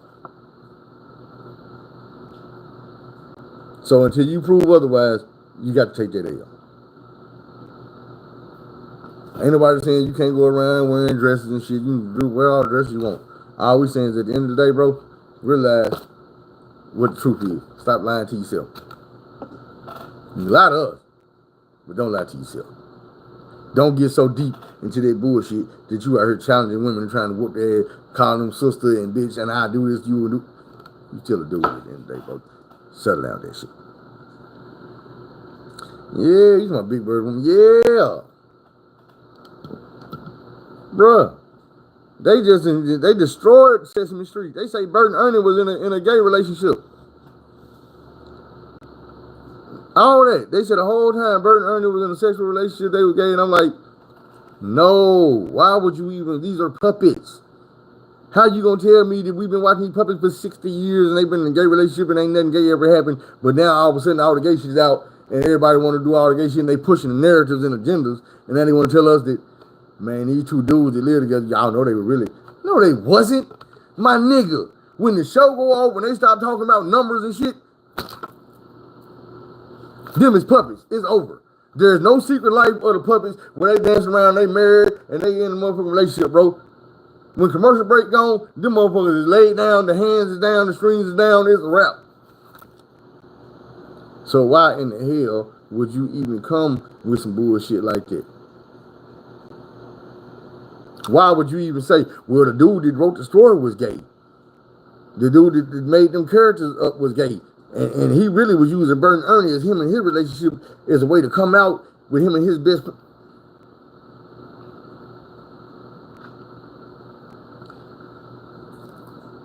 I'm 42 years old. Why are we having gay conversations about Bert and Ernie and Big Bird? You see what I'm saying? That makes it real. 20 years ago, that conversation, those entities didn't exist. But now that they talk about it, it makes it real. Whether it makes it the truth or not, no. But it do make it feasible. Because it's some shit that we talk about. It's some shit you can go on YouTube and find videos about, conversations about. So it got to be real, at least the conversation real. But it's about fucking puppies. They're supposedly fucking. Behind the scenes.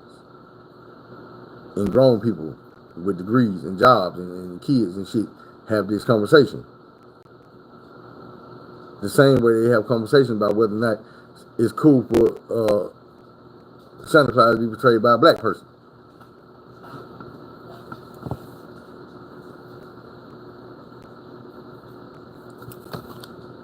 Man, ain't real. What do you mean? What do it hurt? That's like if we get mad because Brad Pitt played a Black Panther. He can't be the Black Panther. Says who? The Black Panther was always a script that somebody was writing. This ain't real life, bro. It's not reenacting some shit that really did happen. This is some shit that made up in a nigga head. And you gonna tell him that he writing his book and he can't decide to write that part? Because you don't agree? This shit ain't real. Now, yeah. If they were doing a movie about Muhammad Ali and it was Brad Pitt, I would be like, yeah, bro, that's wrong right there. That's dirty. I probably wouldn't feel too good about Brad Pitt playing Black Panther. It just don't make sense. But if I was reading it in the comic book Black Panther, did this white dude some type of way ended up being the Black Panther? All I can say is, damn, bro, how you write that shit like that? Okay. I guess so. I can't tell that, man. You know you can't do that, man. That's against the law. You can't do that. Man, this is the main story. Man, I'm looking at the clock, and we talking about Big Bird and motherfucking Marvel characters and shit. So on that note, don't be afraid to take the long road instead of the wrong road. Do things the long way instead of the wrong way. Find somebody to help. Go tell somebody you love them. We out.